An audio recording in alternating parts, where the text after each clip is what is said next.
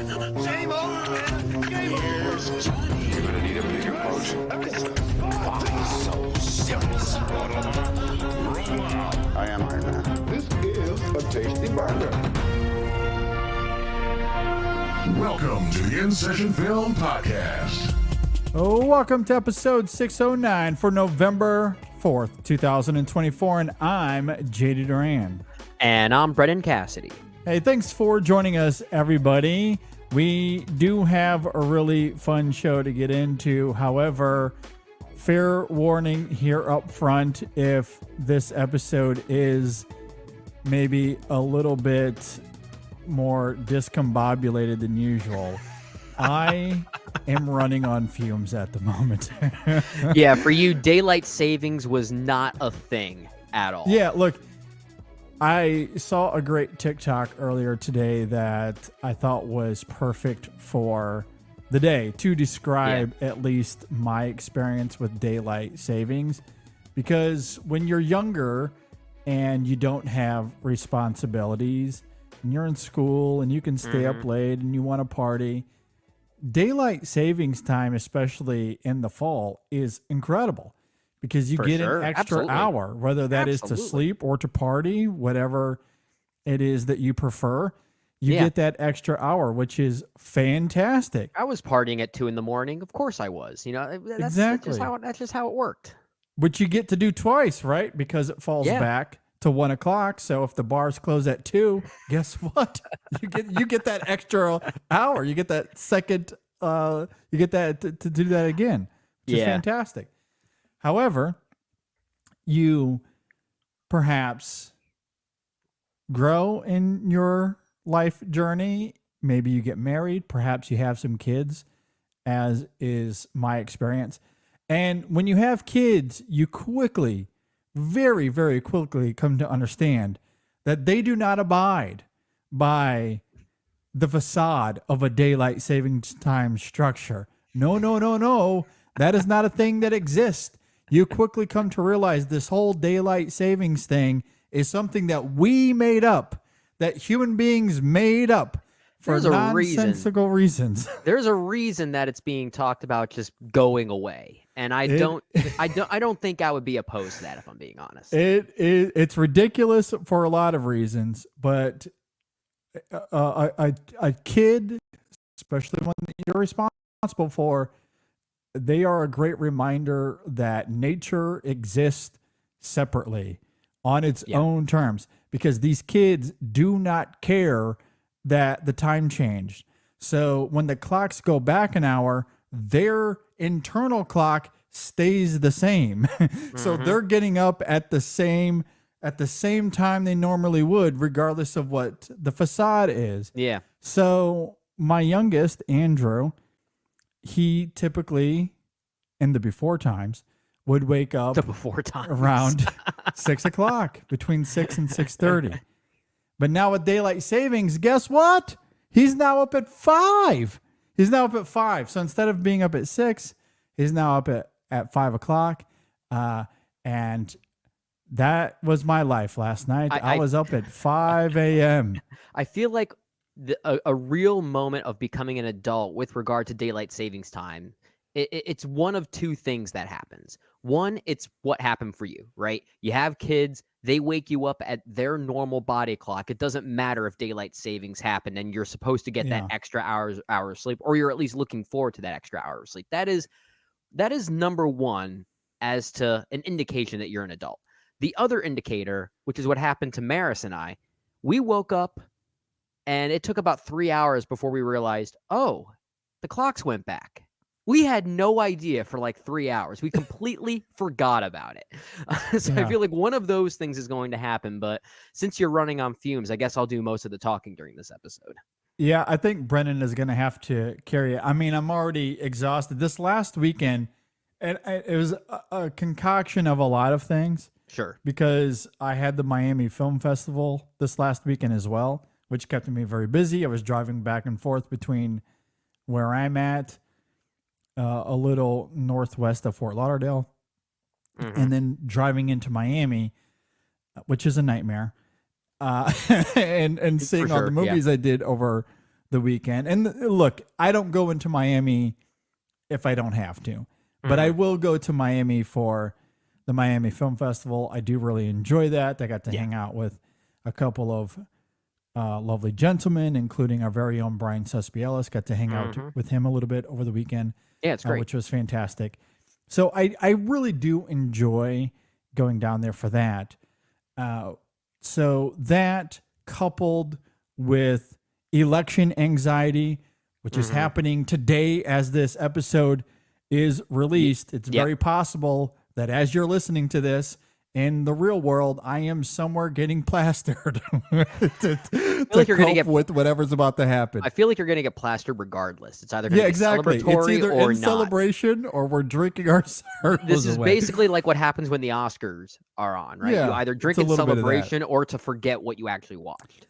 Exactly. So, yeah, as our society is maybe on the verge of collapse, or we are saving it from fascism and destruction, who knows? We'll see how it plays out. But there's certainly a lot of anxiety that goes into that. And then, as I noted, the time change, all of that happening simultaneously has left me feeling like that moment in the 1942 Pinocchio when he's lying face down in the stream, dead. That's how I feel. That is how I feel right now.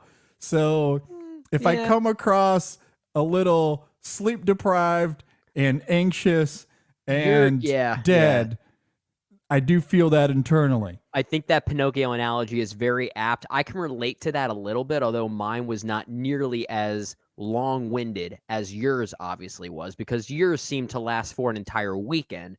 Mine lasted for the span of a football game, I'll simply say. That's understandable. Yeah. Saturday for you was a little frustrating. That was very frustrating. I mean, I'm wearing my Penn State hoodie right now out of, I guess, some sense of mourning, I guess is the best way I can describe it. But that was not a pleasant one to watch.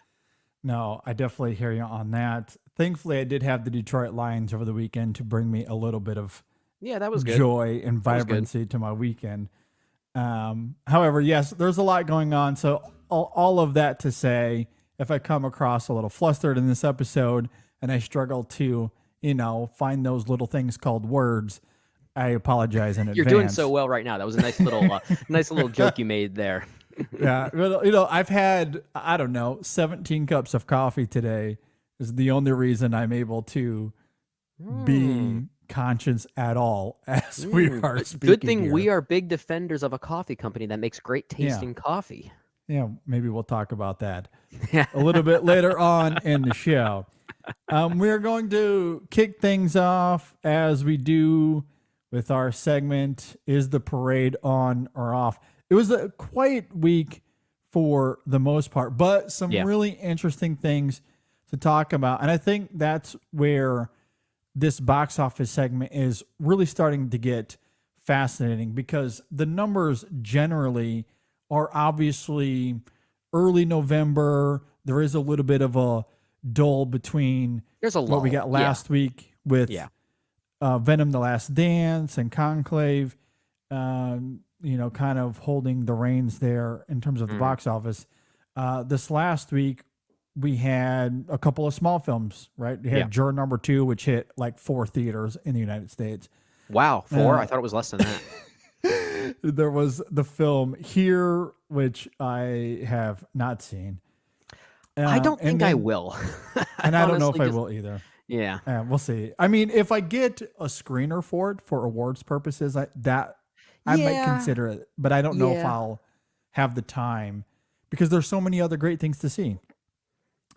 I don't know if I'll have time for Here, but we'll see on that. But there's also a bunch of other small films kind of trickling out there, like Steve McQueen's Blitz hit limited last week as well.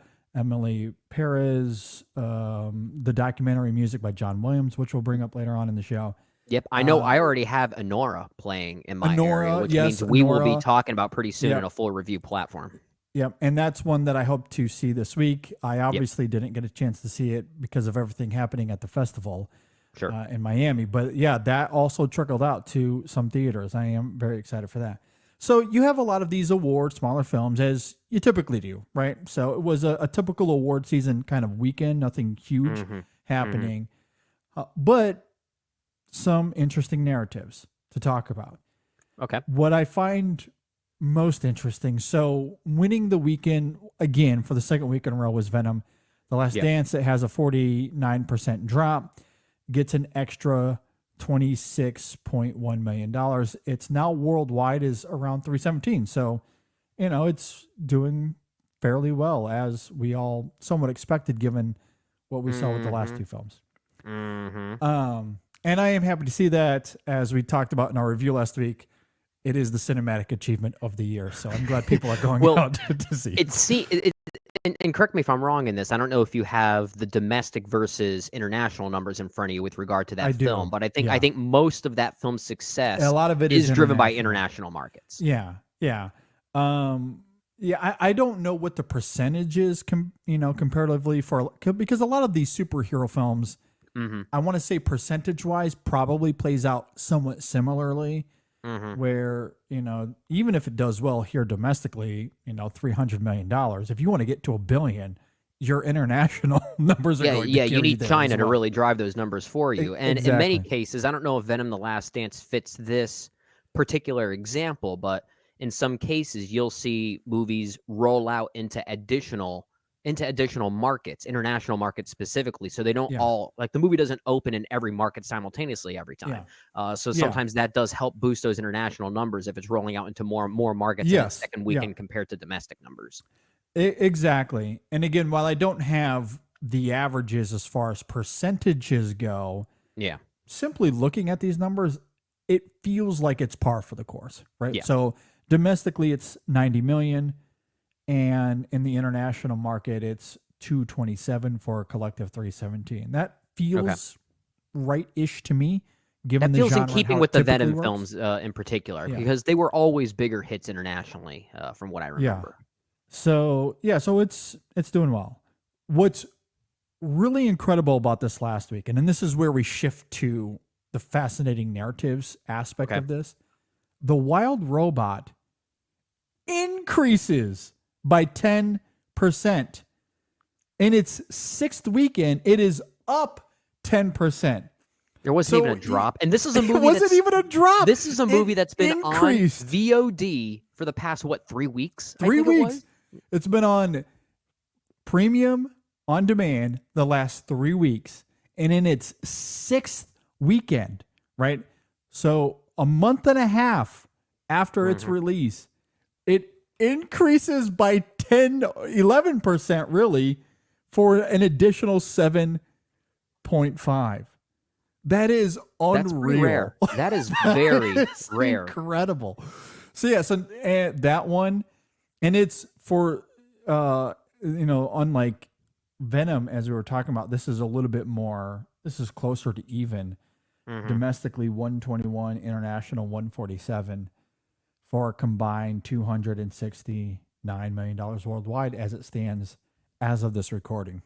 Yeah, and these are just theater numbers. This is not counting anyone that may have been watching it at home. I have and that's it, right? So it's continuing to snowball in theaters, and you're right. There are the additional premium digital rentals as well, and who knows what that is.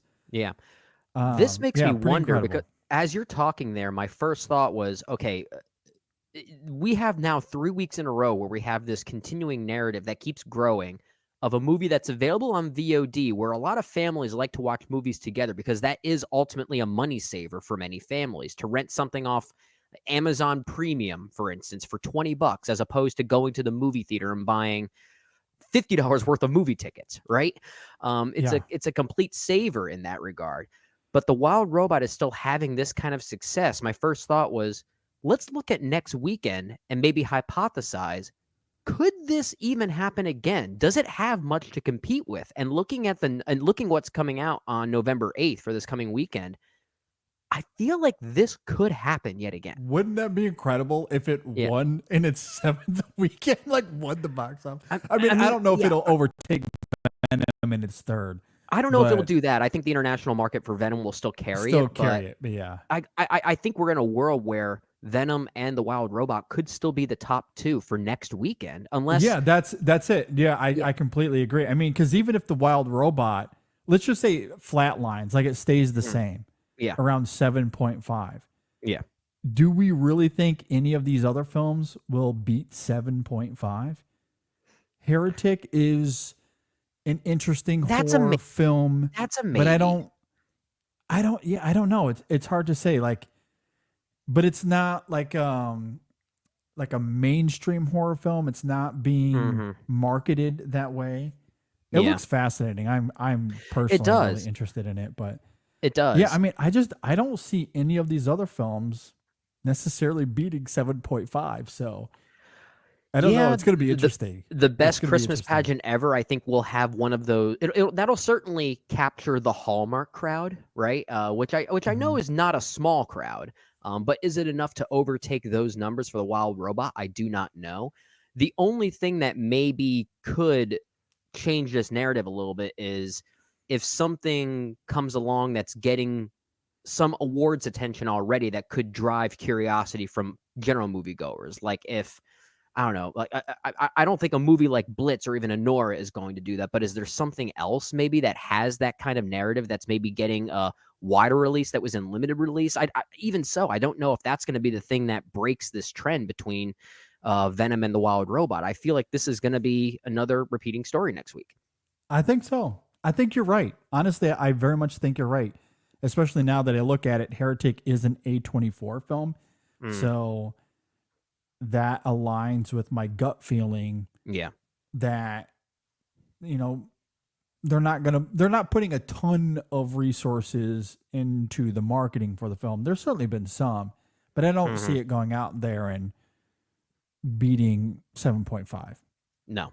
I'd love to be surprised, but I just don't see that happening. I think you're right. I think we're going to see a repeat.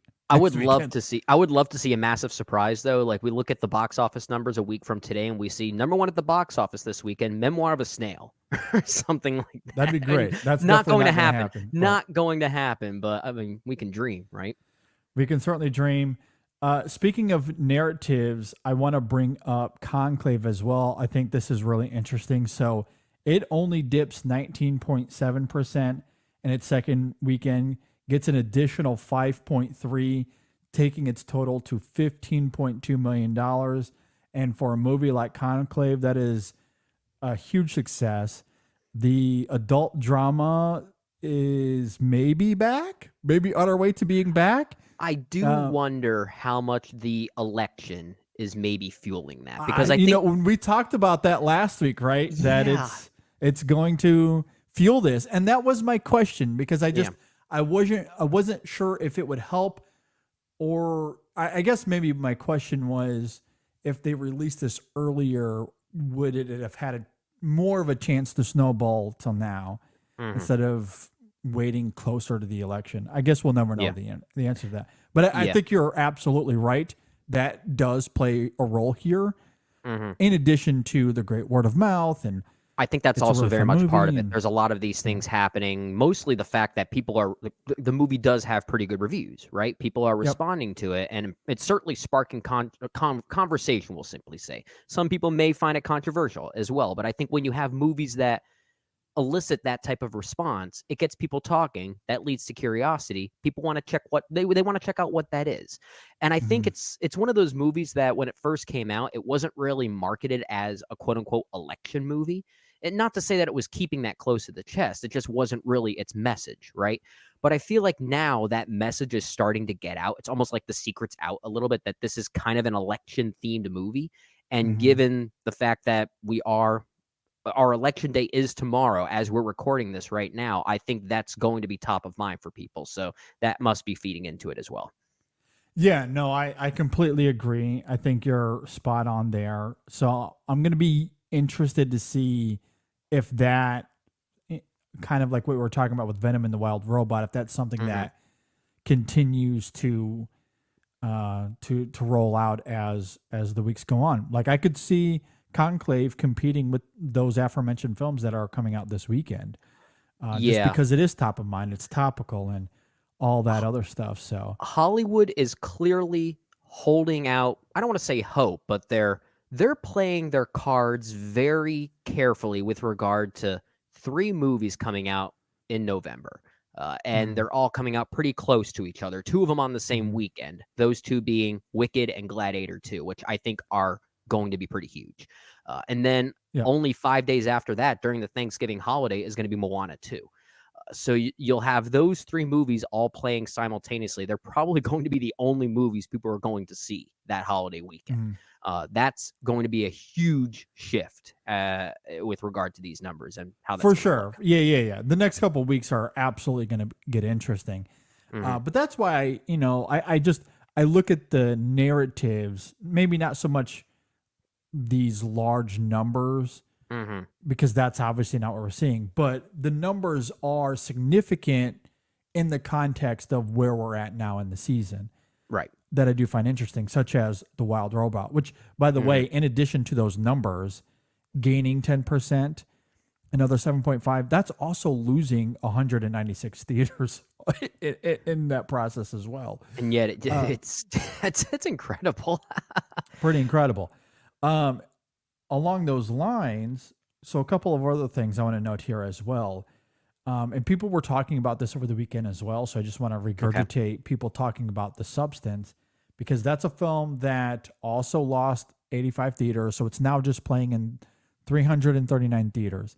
It grossed an additional $467,000 on its 7th weekend, just a 24% drop from last weekend, which is kind of crazy. Like, that's kind of good for a horror movie like of. that, especially. Absolutely. So that brings that film, I think, to $12.5 million overall. Or no, sorry, let me say that. Movie bought it for $12.5 million, which is making that a huge success for them, given the money that it's making. And obviously there's it's going to eventually end up on that platform. But that's a film that sits at 43 worldwide. So given that they bought it for 12, it's made 43, it's going to end up on their platform as probably one of their premier films that they have available for their subscribers. And I'm sure it's going to get a ton of plays there as well. That is a huge success for them. So I just wanted to throw that out there. That even in its 7th weekend. And I do remember us having this conversation because I kind of wondered if this could be the case. We thought that, well, it's a movie release, maybe it'll only be in theaters for like 2 weeks, and then it's going to go hit the platform. Right. But I remember sitting here going, if they keep it in theaters, there's so much buzz around this movie. If they just hold on and they keep it there, this could end up being a big hit for them. And here we are 7 weeks later, and that's absolutely the case. And correct me if I'm wrong, but I think similarly to The Wild Robot, The Substance is a movie that is also available now on premium VOD. I think it's not available on movie as far as their platform, but I think if you want to watch The Substance at home now, I think you can pay $20 to watch it on Amazon now, I think. Yeah, I think that is absolutely correct. So, yeah, just fascinating. And like from a narrative perspective, I do find that really, really interesting. And then the last one I want to note here, actually 2 more. Sorry. Okay. Now that I'm looking at another one like here last second that I want to kind of throw it here. Okay. But the one I was going to bring up was Anora. So Anora at this point, as you noted, Brendan, it's slowly trickling out. It did hit an additional, I think, 219 theaters. You got it, I got it as well. To this point, it's still early in the process, right? So but to this point, it's done 3.9 domestically, another 2.4 internationally, for worldwide 6.3, and it is just now starting to trickle out. So after it hitting New York and LA the week before, it's slowly going out. So it obviously had a huge increase comparatively to just the 2 cities. But it's something worth keeping an eye on because, given the small amount of theaters it's in, it seems to be doing quite well for Neon. And I wonder if, given the award success, because this is a film that is going to be up for Best Picture and Actress and Director and everything else that it might get nominated for. First American film to win the Palme d'Or since The Tree of Life. Yes, that's also noteworthy. Yeah. That I think, it might similar to something like Moonlight, although it's already more successful than Moonlight in its initial run. That even if Anora ends up, let's say it gets another 10, and that might be overly optimistic. I don't know. I think once it starts to get those nominations and they re-release it back into theaters, that's where it's going to really make a lot of money. That's really going to help. Yeah, and eventually we might see Anora with, similar to Moonlight numbers where it's at that $60 to $80 million range. So this will likely end up being a huge success for Neon. Neon's on a roll. I feel like for a while we were talking about A24 as perhaps the premier independent studio, the artful studio, but I feel like Neon is playing the business game more smartly nowadays. Yeah. Especially with movies like Longlegs being such a huge hit for them. They crushed it with Longlegs. They crushed it, absolutely. And Anora is on track to perhaps having that same kind of narrative because the budget for this movie is only around $4 million. If I'm not mistaken. Yeah. So it's already on track to be very profitable for them. And given the awards contention that it's going to receive, that re-release is going to help it. And I think that will be important because obviously there's general marketing that, they're pouring into this movie and the awards campaign, and God knows what those numbers are. Yeah. So it's, I'm sure Neon is hoping that once it starts to get these nominations and we keep putting that film back in theaters, that eventually it'll make that money back. And I think it's on its way. I think it's on its way. That's why I wanted to bring it up here. Yeah. And then the last one I wanted to note here, Juror Number 2, right? So the Clint Eastwood film, that played in -3 screens. Yeah.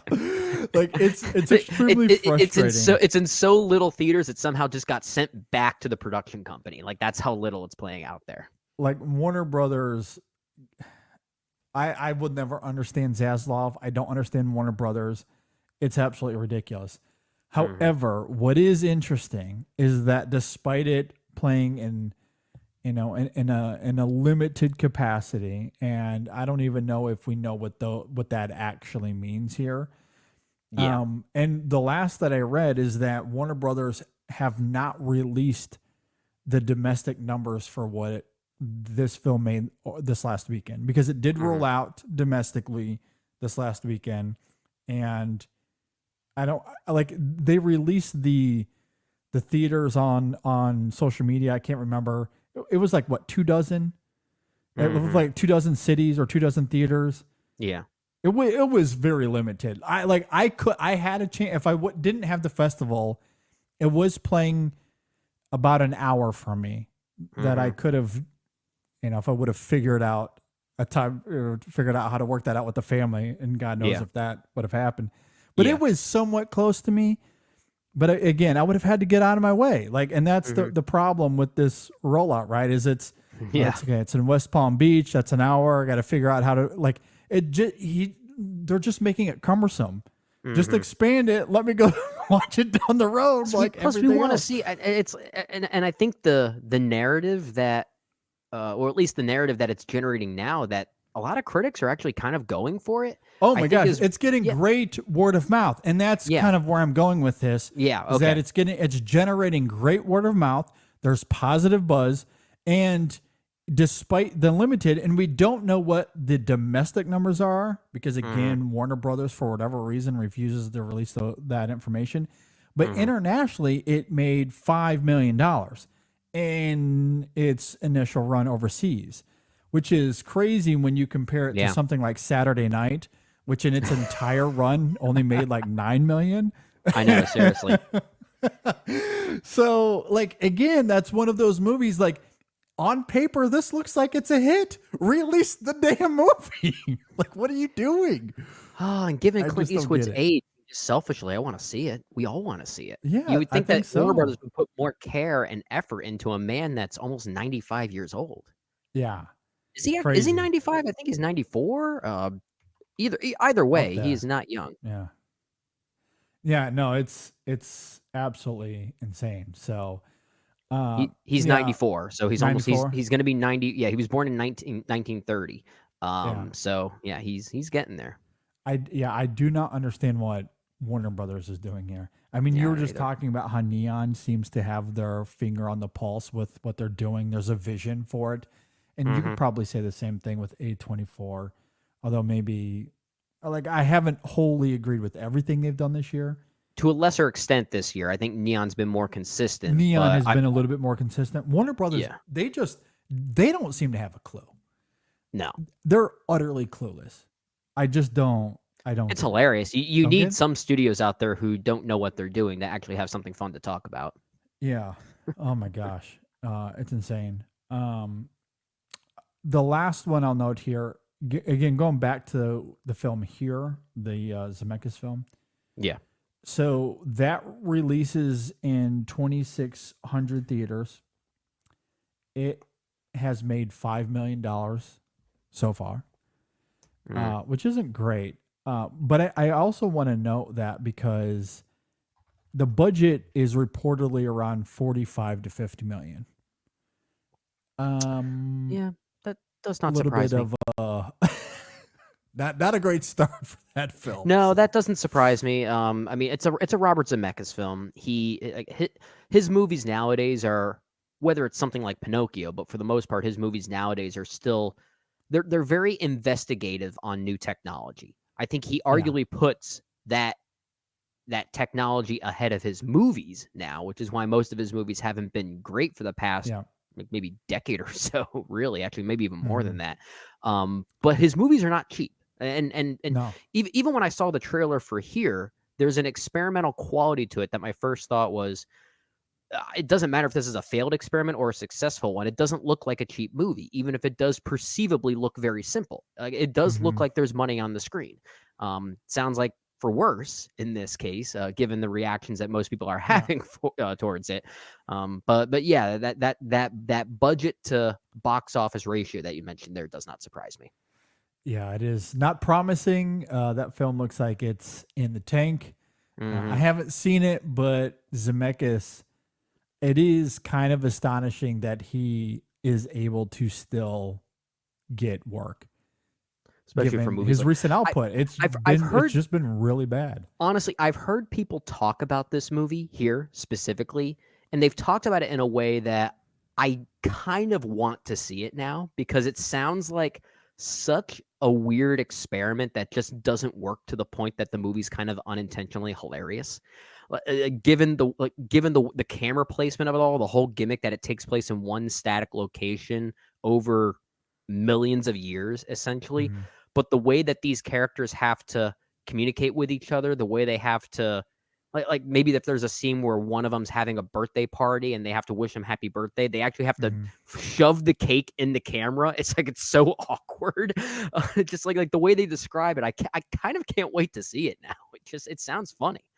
Man, I am interested in the premise. I think the idea itself is actually really good. Sure, But yeah.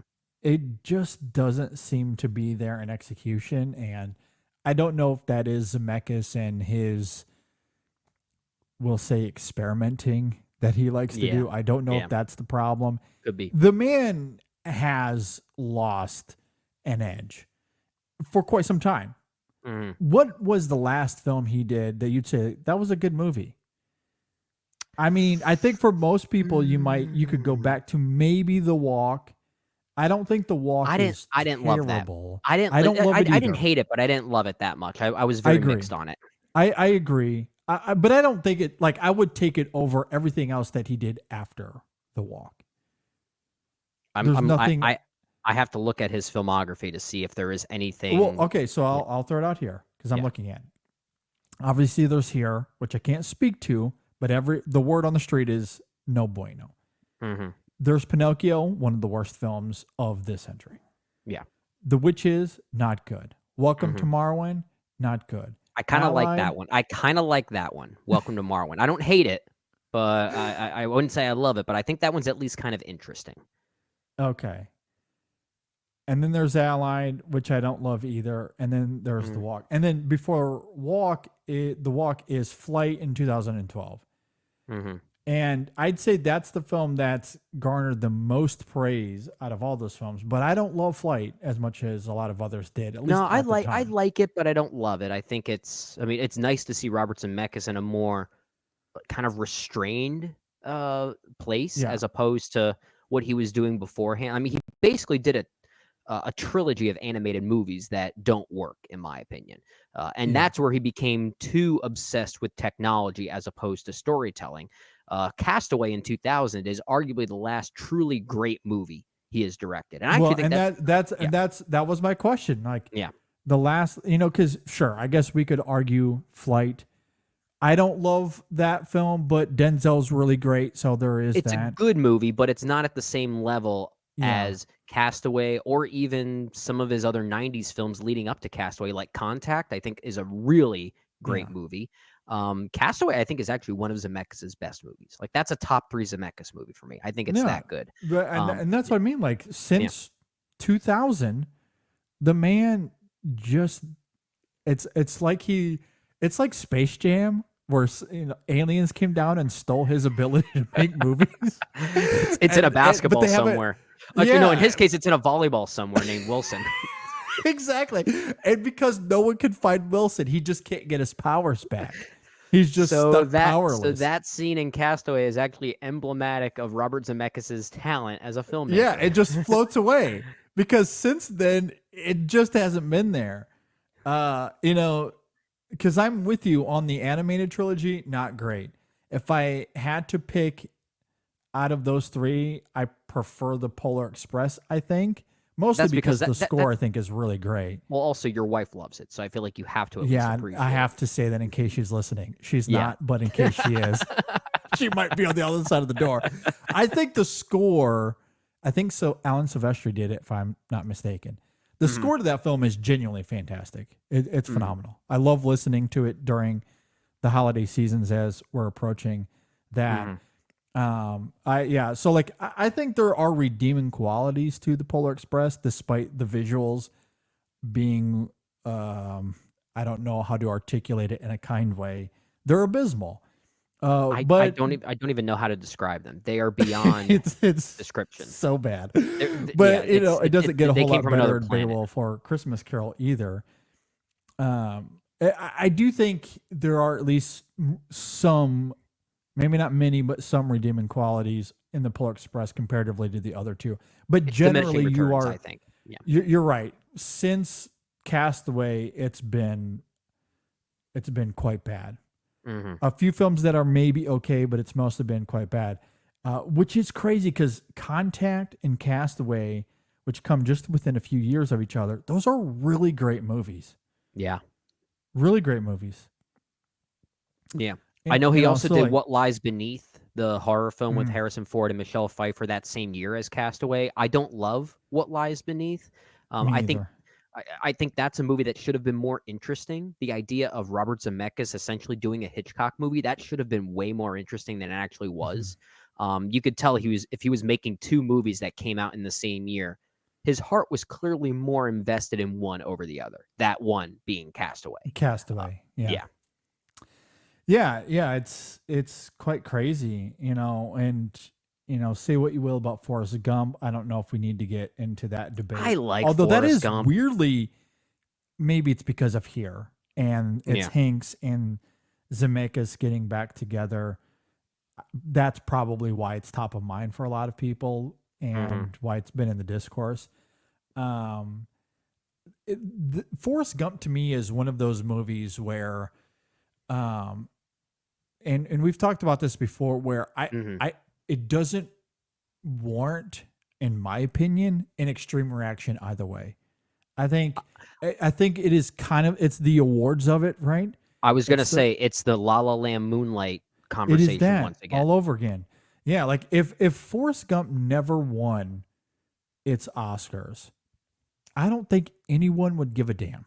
Well, it's that. It's also the fact that it is highly regarded as perhaps one of the most popular and greatest movies ever made, especially of that year. And I think that reputation it's kind of like saying the same thing about The Shawshank Redemption. People go into that movie nowadays knowing that it's the #1 movie on IMDb still, right?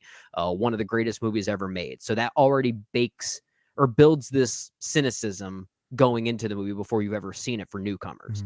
And maybe Forrest Gump is another victim of that. I like Forrest Gump. I don't think it's one of the greatest movies ever made by any means. Yeah. It's not even one of my top 5 favorite Robert Zemeckis films, but I still really like it overall. Yeah, I think mean it has some good things. Yeah, I mean that's ultimately how I feel about it. I understand there's debate about Jenny and how mean-spirited the character is in the film, and he kind of sucks, but I don't mind that because I think the movie's aware of that. I agree. I agree. Like, I don't mind that, and we've had this conversation in recent weeks anyway, as far as unlikable characters. We had a whole bonus content episode dedicated to this, actually, in recent months. Like, unlikable characters. Like, she doesn't have to be likable. No. And I think, the film is at least somewhat aware of that, if not fully aware of it. And look, I think the film does its best to utilize that. I don't think it's perfect. I think it stumbles over that in the film. Agreed. But I don't think it's egregious by any means. Like, it's still funny. It's whimsical in the way it treats time and these large historical events in the United States. It's obviously very aware of what it's doing with that trope throughout the film, and it's just having as much fun as it can and building a little bit of pathos into the story of Forrest.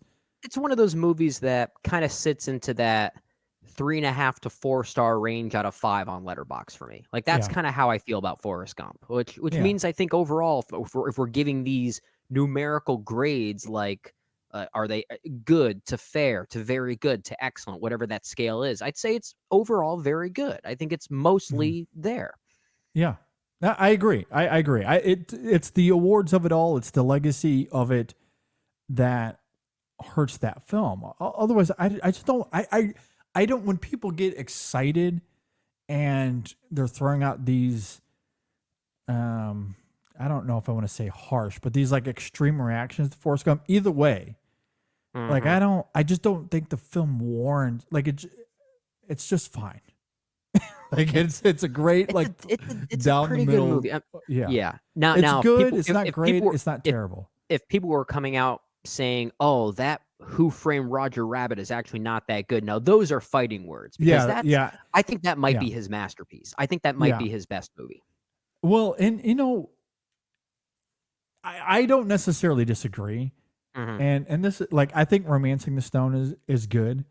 Yeah, and this is what's crazy about his career, right? Because Romancing the Stone, good movie. Back to the Future is a classic, and that, unlike Forrest Gump, I think earns its reputation wholeheartedly. I agree. Heck, even Back to the Future also, Part 2, even the sequel, I think is really good.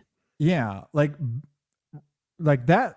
That 3-film run from Romancing the Stone, Back to the Future, Who Framed Roger Rabbit is maybe underrated. Like, that's really good. And you could argue Back to the Future and Who Framed Roger Rabbit, he made 2 masterpieces in a row. Yeah. I mean, that's pretty, and like, I will give him full flowers on that. Yeah. Like, I still believe that about him. And I'll go to bat for Contact, absolutely go to bat for Castaway. I mean, this is a man that knew how to make movies. Like, what the hell happened? Like there's everything up until 2000 that is at the very least watchable. And then everything after that is borderline unwatchable. Like, honestly, up until Castaway, the fact that his 2 worst movies may have been What Lies Beneath and Back to the Future Part 3, which I think are still not terrible. Yeah. Like, I still think there are redeeming qualities in both those movies. There's at least a conviction to them, even if I don't think they fully succeed. Like, he was there are certain filmmakers that fall into that category of what the heck happened, right? What happened? yeah, and he's a big one. He is a big one, for sure. That's why our good friend Jay Ledbetter has that award that he always liked to do it in Session Film. The Robert Zemeckis Retirement Award, I think, is what he called it. Yeah, and I don't blame him. He probably should retire. Like, I didn't even mean to get down that rabbit hole. That was this mini retrospective on Zemeckis. I know. Speaking of retrospective, I don't want to spend a lot of time here, but later on this week, this Thursday to be exact, will be the 10th anniversary for Christopher Nolan's Interstellar. I can't believe it's 10 years. I'm so Which old. is crazy. We're so old. We are very old. I Yeah. remember watching that in the theater and having the reaction I did. It was one of the last movies that my wife came to see with me. Wasn't because I it with wasn't- you? I think I was there with you. I think you were there. I want to say, was Nate Parsons with us too? Maybe. I could have sworn it was one of those times. It was kind of a ritual for us where you and I would go see a movie together since we were living in Lexington, Kentucky Yeah. at the time, and your wife would tag along for maybe half of them. Mhm. And then we'd go to Texas Roadhouse afterwards. Yeah. Yeah, and I think good Interstellar times. may have been one of those. Yeah. Great time. Yeah. Like, yeah, I do remember going to the theater with you guys and watching that and feeling disappointed in a way that I rarely do with Mhm. Christopher Nolan, because when like, I didn't like The Dark Knight Rises, but that was a film that I think, and I still very much think this way, that his heart just wasn't in it. He I'm didn't with care. you. I'm with He you. wanted to move on. He was done with Batman at that point. So that is different to me. That was an obligation to fulfill that trilogy when he didn't really have the passion for it anymore. Yeah. Interstellar, very different. The man Yeah. clearly wanted to make this movie. There's an enthusiasm for it. It is there in the Lead filmmaking. conviction. A ton of conviction. Absolutely. And there is a lot to love with the filmmaking and craft, where Brendan and I push back against, I would say, the majority. You and I are probably in a vast minority here, but I don't love it. I think Interstellar is simultaneously, as Brendan has said on this show many times before, it is Nolan's best and worst film simultaneously. It is. It is. Yeah. Yeah. There are individual sequences that rank among the best things that Christopher Nolan has ever directed. And that happens many times throughout the movie. And then there are many things that rank among the worst things he has done. And it usually falls into two categories. When it's more focused on his direction, it ranks as some of the best things he's ever done. Yeah. When it's more to do with the writing, then we have the other side of that conversation, Yeah. right? I think I like the story of Interstellar. I like the research behind it. The fact that it actually tries to take its central conceit with mathematical accuracy. It tries to be very truthful in that. But man, does it have to contrive certain drama to get to those thematic points. And that's where I really, really struggle with it, as I know you do as well. Yeah, I mean, I really do struggle with it. And I know a lot of people listening are rolling their eyes at us, and that's perfectly understandable. If you're one of those that feels it's his masterpiece, all the power to you. And in some ways, I can't blame you. When I talk about this film, it feels like I'm being facetious, and I'm not. At least I'm trying not to be facetious. Right. When it comes to his filmmaking, I truly believe it is some of the best we have ever seen, certainly in the modern age. When you consider something like Hans Zimmer's score, for example, I think it is one of the best scores of all time. I don't mean that hyperbolically. I truly think it is one of the best we've ever heard. Yeah. I think Tars is one of the best movie robots of all time. Again, I'm not trying to be hyperbolic. I just genuinely believe that. I'm with you. And I think it has some of the best science fiction moments, like from a riveting tension perspective. That whole sequence of the spinning ship and they have to try to dock it. I don't know if there is another science fiction moment that is full of tension and electricity and vibrancy as much as that one. It is an unbelievable moment in that film. I love it visually, the black hole of it all. As you know, a ton of research went into that. It's something I see science YouTubers, genuine science YouTubers, reference all the time. Yeah, Neil deGrasse Go back Tyson to- has talked about how accurate this movie is. Yeah. Like, So that's not a secret. Yeah, there's a lot to love there. I really like the performances. I think McConaughey, and this is the height of the McConaissance, freaking incredible in this film. Mm-hmm. All the stuff with Murph is emotionally rooted and so powerful. I absolutely love it. Like, I want to love this film as much as everyone else. I really do. I do too. Everything in me screams that I want to love this movie. But for the reasons Brandon's talking about with the writing, there are things here. There's contrived drama. There's actions that characters take that make absolutely no sense and just completely undermine everything that preceded it.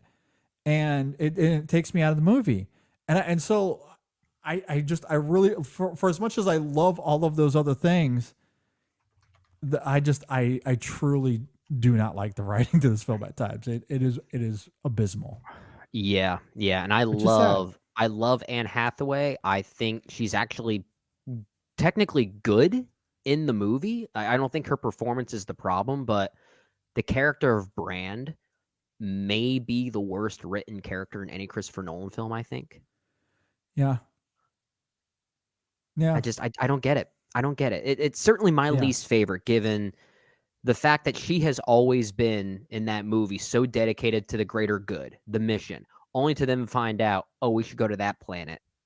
My love interest is over there. And it's like a complete character reversal. It's yeah. And that's a lot of why I don't like the ending to this film. I mean, I don't love the deathbed sequence, even from a father-daughter perspective.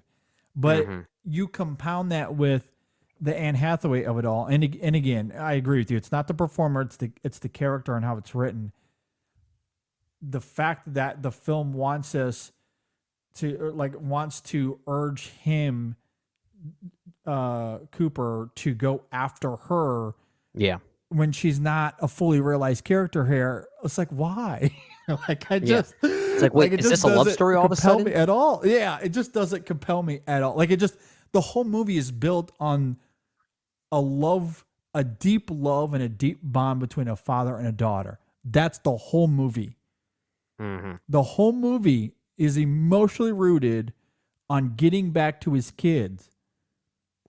That's it. That is the bulk of that film. Which is why all of a sudden at the end it's like, nope, it's not about getting back to his kids. It's about creating a life with this other woman that I don't really know all that well. The movie that I think does a much better job thematically at what Interstellar is trying to do, and I think you know the answer to this as well, JD.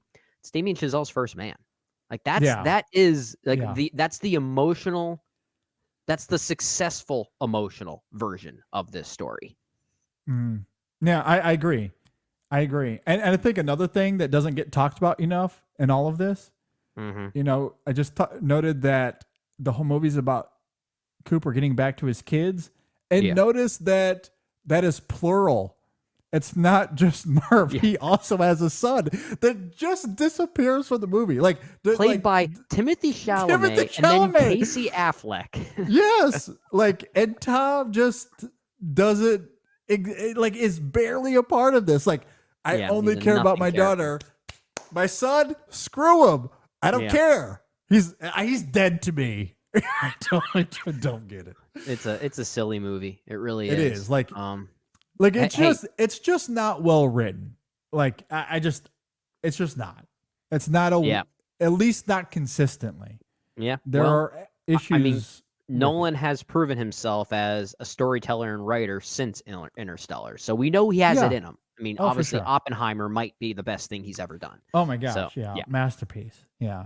Wholeheartedly great. Dunkirk, which might have been right after this, if I'm not mistaken. It was, yeah. I think didn't even have a script, if I'm not mistaken. He's like, screw the script. I struggled with Interstellar. I'm just throwing the script out the window. Yeah, I think he's credited as a writer as just as a formality or something like that. But the storytelling to Dunkirk truly is masterful because even though there's little dialogue to the film, I mean, he's interweaving 3 different timelines together to make a cohesive story. And it is truly wonderful. It is. So, I mean, Yeah, he post Interstellar, I think his marriage between direction and storytelling has gotten much sharper. I do think he stumbles, Which quite a is bit with why Interstellar. I do want to keep going back to Tenet to see if I start liking that movie more and more. And honestly, I have started to appreciate Tenet a little bit more, given what it decides to give itself into by not focusing too much on the emotional, I guess, writings on the page as much Yeah. as Interstellar does. Like I'm at a point now I do prefer Tenet over Interstellar. I just think it's a more interesting movie. But like at least there, he's at least trying new things, and I appreciate the experimentation of it all. Yeah, I'm at a point with Tenet, even though I'll be honest, I don't fully understand everything. Yeah, same Like- here. Same here. But that's kind of what I like about it. I don't, and look, I pride myself on dissecting these films that we talk about and analyzing them. Not that I'm the smartest person on the planet. I am far from that. But you know, I do a lot of work away from the show here to make sure that I am fully prepared going into these conversations and into these reviews. Yeah. And I do that for my own personal benefit, not for the show or to sound or come off a certain way. I like to study these films because that's how I engage with the art. Yeah, And absolutely. It makes the experience more beneficial. And I don't know, I enjoy it. Yeah. So I've certainly done that with Tenet. And even though I've done that exercise several times, some of it still escapes me. But that might not be the film's fault. It certainly could just be I don't understand. The answers are there somewhere. I'm sure they are. They're in the movie somewhere. I'm with you. I haven't fully uncovered them myself, but there's a moment within Tenet where it just gives into its abstractions without caring to explain anything, and I kind of appreciate that. Since we live in a world where Hollywood blockbusters are too busy explaining things to us, explaining new lore, new worlds, and how everything works. Tenet just kind of just runs with it. There are explanations, there are answers, but you have to watch the film maybe 50 times to get close to any type of answer.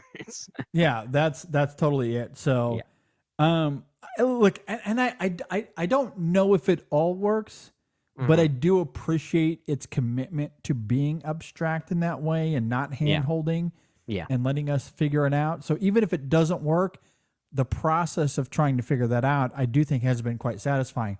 The one thing I do stick to though, and this kind of circles back to the Interstellar thing, I really do not like the writing of Kenneth Branagh. And I know we've talked about this recently, so I won't he's a go Bond into it a whole villain. lot. But I think he's written similarly to the way you talked about Anne Hathaway and Interstellar. Brand, it is very tropey.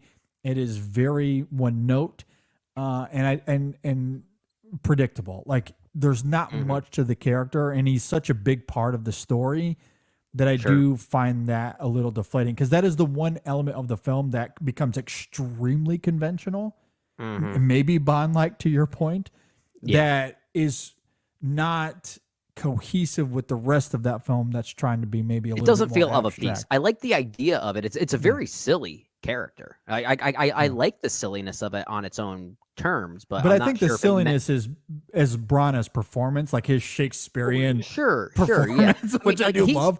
Like it reminds me of a Bond villain from the Roger Moore era. Like that's how over the top that it is. Like, I could see this same villain appearing in The Spy Who Loved Me, for instance. Yeah. But I'm not sure if that is of a piece with the I film agree. as a whole. The film in totality. I don't know if it calls for that type of performance in that type. I of agree. character. No, if you put that kind of villain into a Daniel Craig Bond movie, it just isn't going Does to not mesh work. well, and that's Yeah. kind of what's happening here. Maybe it works in Spectre, but not so much the others. Yeah, I agree. Yeah. So, and look, I really like Kenneth Branagh. I love the energy he brings to the performance, but I don't think it works with everything else. Sure. But that's one aspect of the film. That's the biggest criticism I would loft at it, and a genuine one. I don't love that about Tenet, but everything else I think is really riveting. So Yeah. I'm with you. Yeah. So Anyway, happy I'm 10 with, years like, to Interstellar. yeah, that was the whole point of this. Real fast before we get to the break and then to the second half of the show, we did want to send out some thoughts to the late great Teri Garr, who unfortunately passed away this last week. Yeah. She died at the age of 79, and this is an actress that was nominated for at least one Oscar, right? She was nominated for Tootsie. Yep. But she's had several great performances. The one that always comes to mind for me is Close Encounters of the Third Kind. She's such an anchor for that movie. Such an anchor for it. Yeah. Yeah, that is one of that. Like, that is my favorite Spielberg, and she's such, as you articulated, Brennan, such a major crucial piece to that film that I absolutely love. So honestly, without her performance, it's not just her character. Without her performance, the complications and nuances of that movie, Close Encounters, of a father essentially abandoning his family and how that leads to different perspectives on whether that was good or bad. Her performance is what makes it's not the thing that makes that movie more complex, but she is a crucial component in that. She is crucial to it. Absolutely. Yeah, because there's elements of that character that are questionable, to say the least. But without her presence, without that performance, the movie would have wrongfully came off as a celebration of Roy Neary's abandonment. Yes. And I absolutely. Think, she taps into a heartbreak that's phenomenal. Yeah, I agree. So yeah, I mean, that's what I'll remember her for most, although I think she's really great in Tootsie as well. Young Frankenstein, I think, was my first time ever seeing her in anything. And I saw that movie when I was pretty young. Also saw her pop up on a few episodes of Friends. I thought she was really funny there. Of course, there's I don't want to say classic, but kind of infamous Francis Ford Coppola film, One from the Heart, that she's also in. So she was in a lot of great films, and admittedly was actually one of my first celebrity crushes when I was young. So I'm always gonna have fond memories, like a sense of nostalgia whenever I see her in anything. And she really was very talented. She's gonna be missed. Yeah, she's gonna be missed for sure. Yeah, we do really love her work. Even if it's not as prolific as some others, although she's been in a bunch of stuff going back to the early 60s. Yeah. Did some Scorsese movies, I believe, even into the 80s. So, and even had a small role in Dumb and Dumber. So there's that. I know. Great range there. Absolutely. Yeah, we won't miss her, that's for sure. All right, Brennan, let's talk about coffee. Oh my gosh. You're hyped on this stuff right now. I'm hyped up. It's the only reason that I'm here and available this evening to record this episode. 17 cups, you said earlier. I think that's what it was. Yeah, something along those lines, man. I've been up since 5, as I noted. It's been a long ass day. I'm ready to go to bed. But I am pretty hyped up on Coffee Cult because their coffee is excelente. It's so good. Do love me some Coffee Cult. And what's great about Coffee Cult is it's high quality. Like high-end gourmet coffee is what we're talking about here. This is not your store-bought cheap Robusta coffee that might have a little bit more caffeine, but taste like, heaven. Something you would scrape off of your boot in the wintertime is what that usually tastes like. And we're not here for that. We are here to talk about high quality coffee. So good. Coffee Cult sources specialty grade from all over the world. And they take extra steps to make sure that every bean they roast is high end quality. Their roasting profiles are very specific to ensure that you're getting the best as well. It's all ethically sourced. You got to go check it out. And now that it's November, their holiday blend is available, which is my favorite blend that they have. It is so good. I've been having that every morning for the past few days, and it's a great way to open up every November morning. Oh, it's the absolute best. I absolutely love it. If you want a gift for yourself or a loved one, they have a holiday loot box. which comes with a black mug and a 12-ounce coffee. It makes for a Ooh, how great about holiday gift that? this season. How about that? So you can go and check that out. They got brand new hoodies for the winter season as well. They're stocked and ready to go. So go to coffeecult.com. That's coffee with a K, cult with a K, coffeecult.com. Use our code ISF and you'll get 15% off your order. Again, that code is ISF24. Sorry, excuse me. I was just going to say, yeah. 24. 2024. Yes, ISF24. Use that code and you'll get 15% off. That's coffeecult.com. And we thank them for their support. All right, Brendan, audiobooks. I love Audible. Great content, great stories. Sometimes Oh you my can't gosh. read everything from a tangible book. You've got to listen to great voices tell you these great stories. Exactly. Especially when you live the life that I do. Audiobooks are the way to go. That's what I Absolutely. love about Audible. They have a gajillion titles for you to choose from. That's And the they have- official number, right? A gajillion? Exactly. They have Yeah. everything from science fiction to fantasy to business to sports. They got everything that you would want in book form. And I've gone the gamut. I've done fantasy. I've done sci-fi. I recently did an audiobook for marketing. I'm going through a sports book right now. I've done the whole thing. And I love audio. I love Audible for that. So please go check out Audible. And right now, if you use our link, audibletrial.com/InSessionFilm, audibletrial.com/InSessionFilm, you'll get a free audiobook. Who doesn't love that? And a 30-day free trial. It is an incredible deal. A great deal. You got to go check it out. Again, that's a free audiobook, 30-day free trial, audibletrial.com/InSessionFilm, and get addicted to Audible because it is incredible. It's a big part of my life. I enjoy it. I know you will too. So go check them out, and we thank Audible for their support. With all of that out of the way, let's go ahead and we're going to get into some movies. We're essentially going to regurgitate the formula we did last week, where we have some movies that we've seen that we caught up with that we want to talk about. And it wasn't necessarily the plan originally, but I saw a few films this week, and Brendan, when he approached me to ask, what do we want to do on the show this week? Yeah. And I was like, I have to talk about some of these films. I think we just have to do another catch-up episode because we'll do a few more I saw of these. some films I need to talk about. We'll do a few more of these throughout the year. I feel like we'll do these at least maybe 4 or 5 more times since we can't review everything in an official review format. And some of these movies, it would have been nice to maybe give official reviews too if we got the chance to see them when they were still in theaters. But given the delay, it seems to make more sense to lump them here. But needless to say, most of them, if not all of them, have good talking points, we'll simply say. Yeah. And the one I want to start off with here, I'm somewhat kicking myself because back in September, Brendan said that this is a film he wanted to see and to maybe do as a review. And it's not that I pushed back, but there were other priorities. Some of it was scheduling and running out of time to see the film. I just never had an opportunity to see it because we had some other priorities.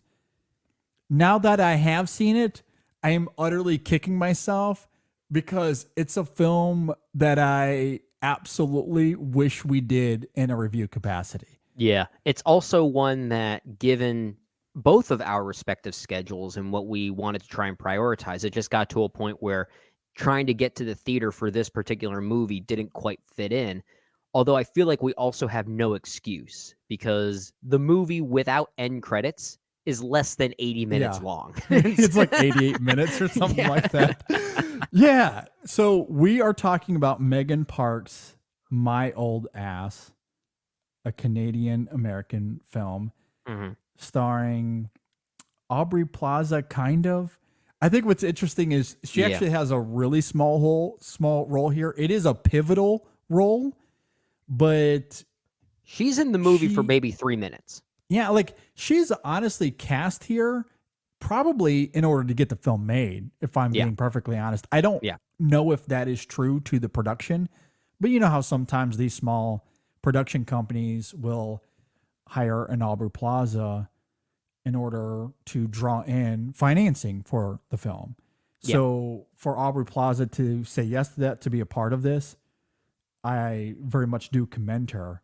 And again, I'm assuming there, I don't know if that's really the case, but it may have been. I was actually checking to see if Aubrey Plaza was a producer on the film. It doesn't look like she was, although one of the No. producers was Margot Robbie, of all people. Yeah. So, yeah, definitely some and maybe recognizable names. Margot pulled her in order to get this made. I don't know. I don't know the story there. I do find it really interesting, though, that Aubrey Plaza is really bookended here, right? She shows up in the opening scene-ish of the movie and the closing scene. Although we do hear her via phone a couple of times throughout the film.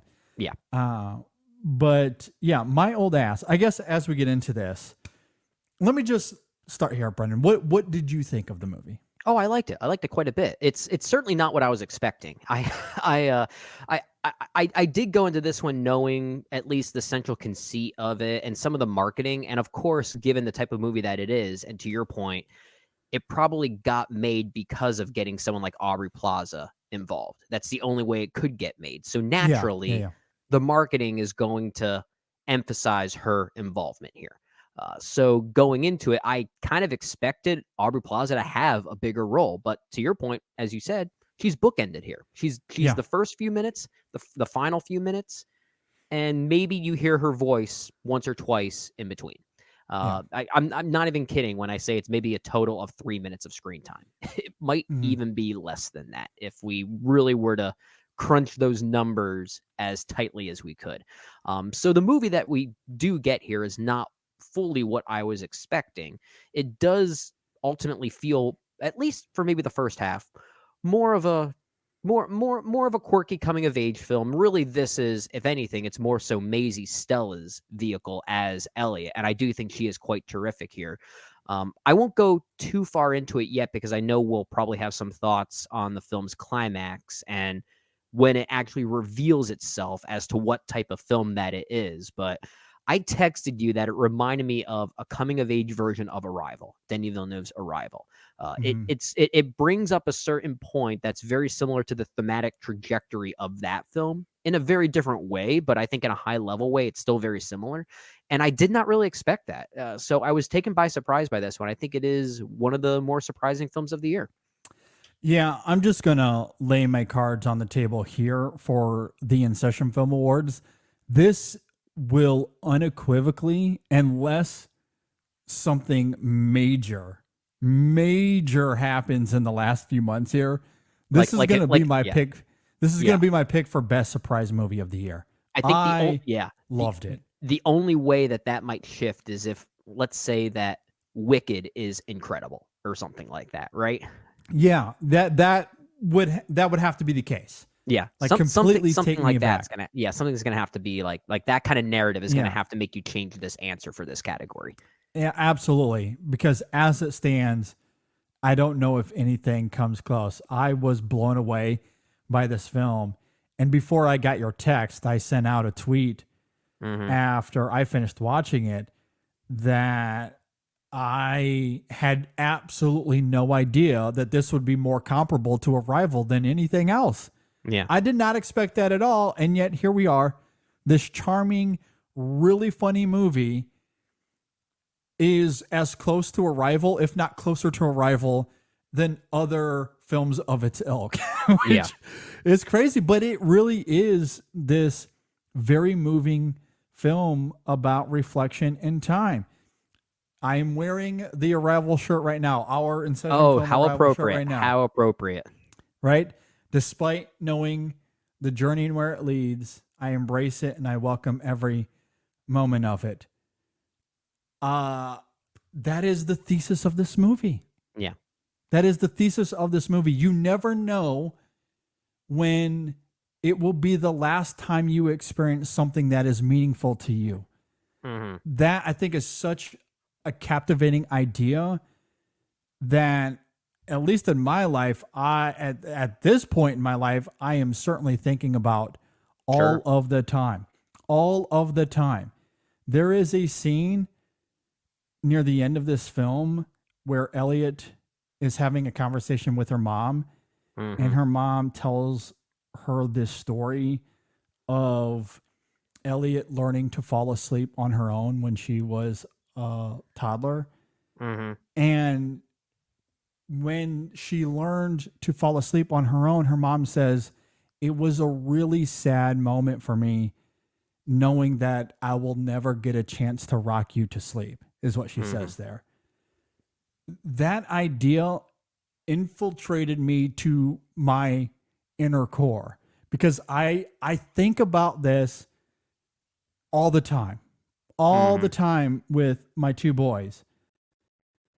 And it absolutely gutted me. I remember this even with Sam in recent years, because there are things that when he was little, he would really like for me to do. Like sleep with him in his bed when he's going to sleep, or he would want me to take a bath with him. Like those things that I don't get to really do anymore. Like I had to really wrestle with that. Yeah. When those things came to an end, and watching this film, like explore that idea here with these characters gutted me. And the irony of it, and this sounds like I'm making this up. I promise you I'm not making this up. So I'm watching the movie in this shirt. So yes, I wore this shirt last night, but I wanted to wear it for the sake of this story. But you had no idea that the comparison. I had no idea. Yeah. I thought I was walking into a charming, funny comedy coming of age film. That's what was billed to me. I had no idea that it was going to be a rival. I had no idea. So yes, I'm watching this film. Canadian American comedy Arrival is what this was. Yes. So I had no idea. Like I looked down at my shirt and I'm going, this is like this, literally, this is what's happening right now. I couldn't believe it. And then I finished watching the movie. And again, Brennan, I swear I'm not making this up. Yeah. I finished watching the movie and it couldn't have been more than 2 minutes. My wife was taking care of our oldest. Sam had, he was having a headache issue, like his throat, his throat hasn't been feeling good. So his mama was taking care of him. Anyway, our youngest, Andrew, wakes up. And guess what? He needs someone to rock him to sleep. Yep. So how coincidental.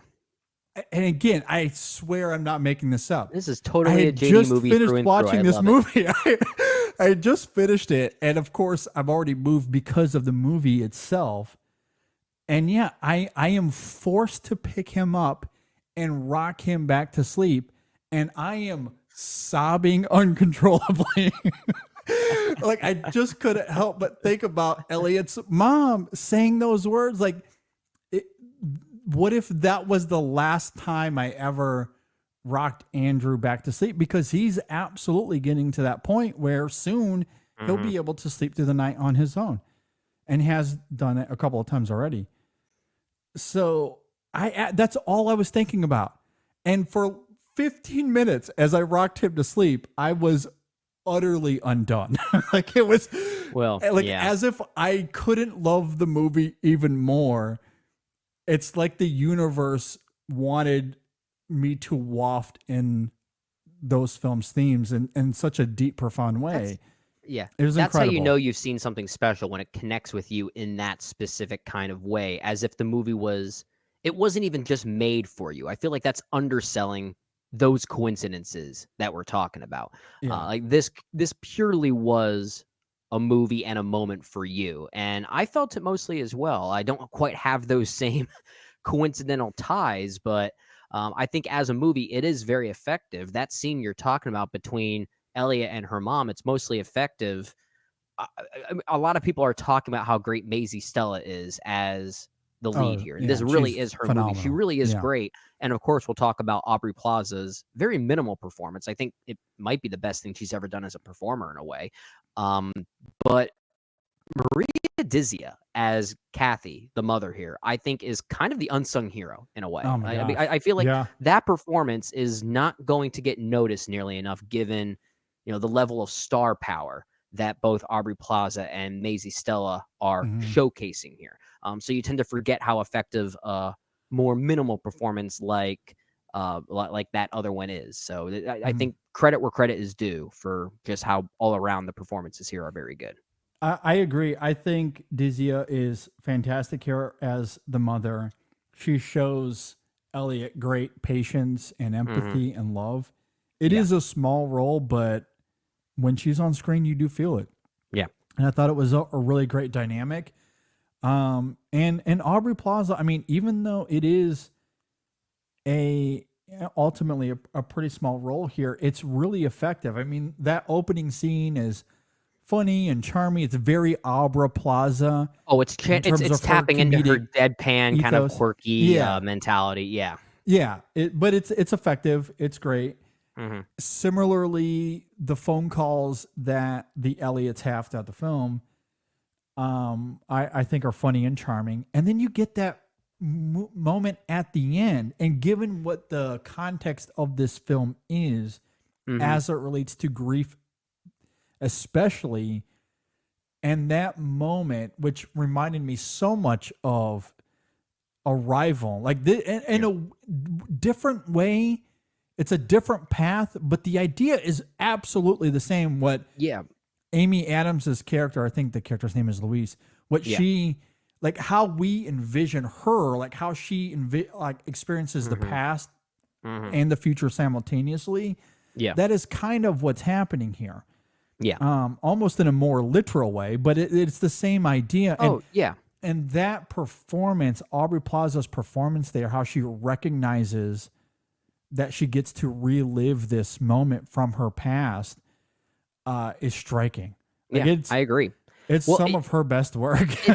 it recontextualizes the movie very literally because for up until that point, this really was younger Elliot's movie, and it was more so a movie about learning to appreciate the small things that you currently have at a young age when you're 18 years old. As the movie says, everyone's a jerk at 18, or I think it says everyone's an asshole at 18, which is kind of true. You're very selfish. You tend to commit to your own ways, and you disassociate from some of the family dynamics because it just gets too distracting for who you want to be.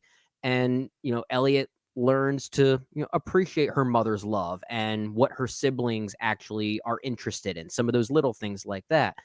But by the end, it actually becomes more older Elliot's movie. It becomes her story. She's really the one with the biggest arc all of a sudden out of nowhere in a way. And I think the way it flips that switch is really fascinating here. It's really great. I do love that about the film. I completely agree. And I do want to emphasize something that you were saying there a moment ago. I do think there's a little bit of a sleight of hand. I think what's so great about the nuances of not just the last scene, but I'd say the last act of the film in its entirety. Yeah. Throughout a lot of the film, you're right. The conversations between the two Elliots, where Aubrey Plaza's older Elliot is trying to convince 18-year-old Elliot enjoy these moments. Yeah. Be, as present as you possibly can, bond with your family, that sort of stuff. Yeah. But I do think the film wants to take it a step further, especially with some of the information we learn at the end of the film, everything they're talking about with the older Elliot and how it becomes her movie in a lot of ways.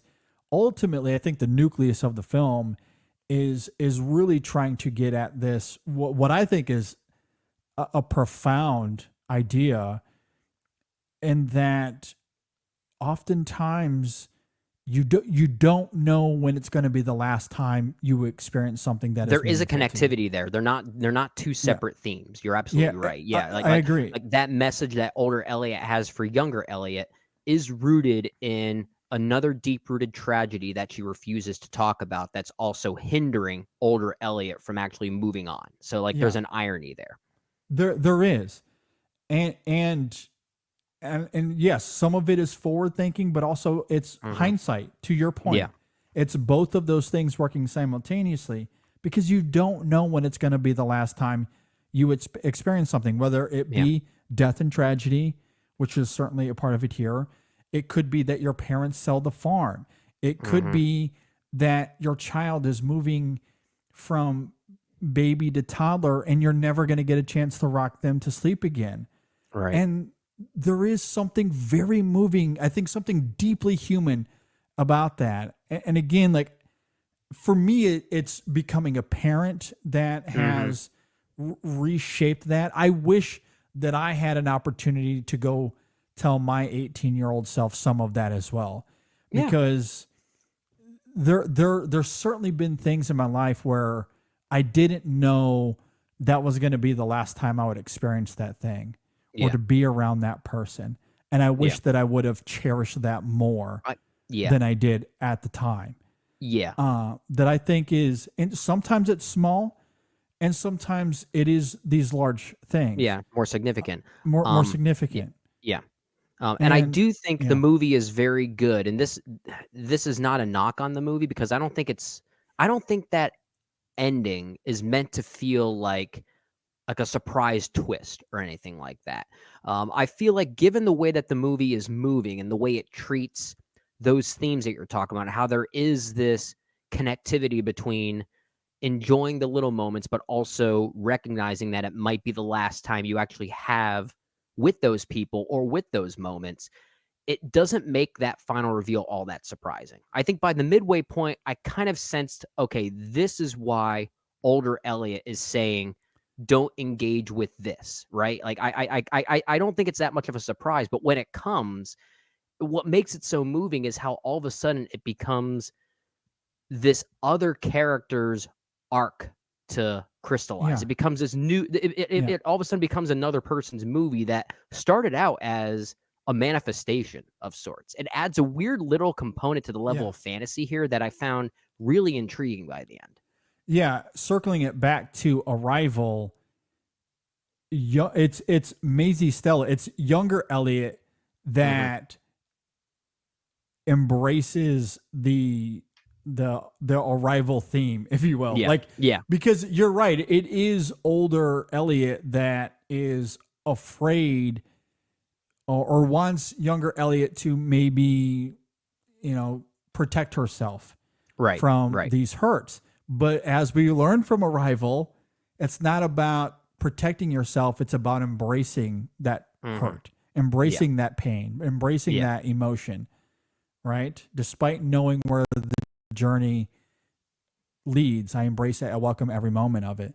That is not Aubrey Plaza's Elliot. That is something she has to learn, and she learns that through an innocent mind, which I think is fascinating. So it ultimately is the same idea, but in getting there, it is different, and I do find that fascinating.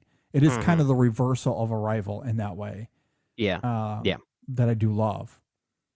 This movie does a lot of interesting reversals of what we've seen as maybe more, I don't want to say tropey, but we've seen certain things that these types of movies do that have become a bit more par for the course, I'll simply say. But there are interesting role reversals here. The other big one being, outside of what you just talked about, the other one being how this is kind of a reversal of the traditional coming out story, right? This is in some ways, I mean, not even in some ways, it is still very much a queer story. But more traditionally, it would be a young teenager discovering that maybe they're gay or something like that. This kind of moves in a different direction. It still doesn't give a definitive ending to that emotional journey. Yeah, that's a great point. Journey, but it is a very interesting reversal from what we normally see movies like this doing, and somehow is able to still have its cake and eat it too by being a movie that still fits within this category of queer stories of young children, but also kind of not. Like it's a really interesting trajectory that it forms. No, I completely agree. I mean, the film is very open about Elliot's queerness. When we are first introduced to her, she is very open and, very confident in her sexuality. Maybe wrongfully confident, but she does identify herself as gay. Well, I wouldn't say wrongfully. I think she knows exactly who she is, but there is something else that is unlocked later. To your point, Yeah. I agree, and Maybe it more raises ignorance than wrong. questions as Yeah. to what she wants to identify with.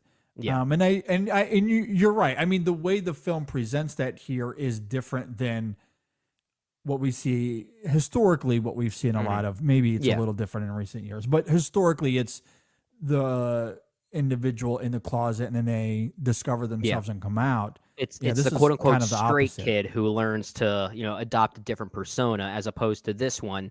It's that other persona. It's a very interesting way of going about it. Absolutely. I agree.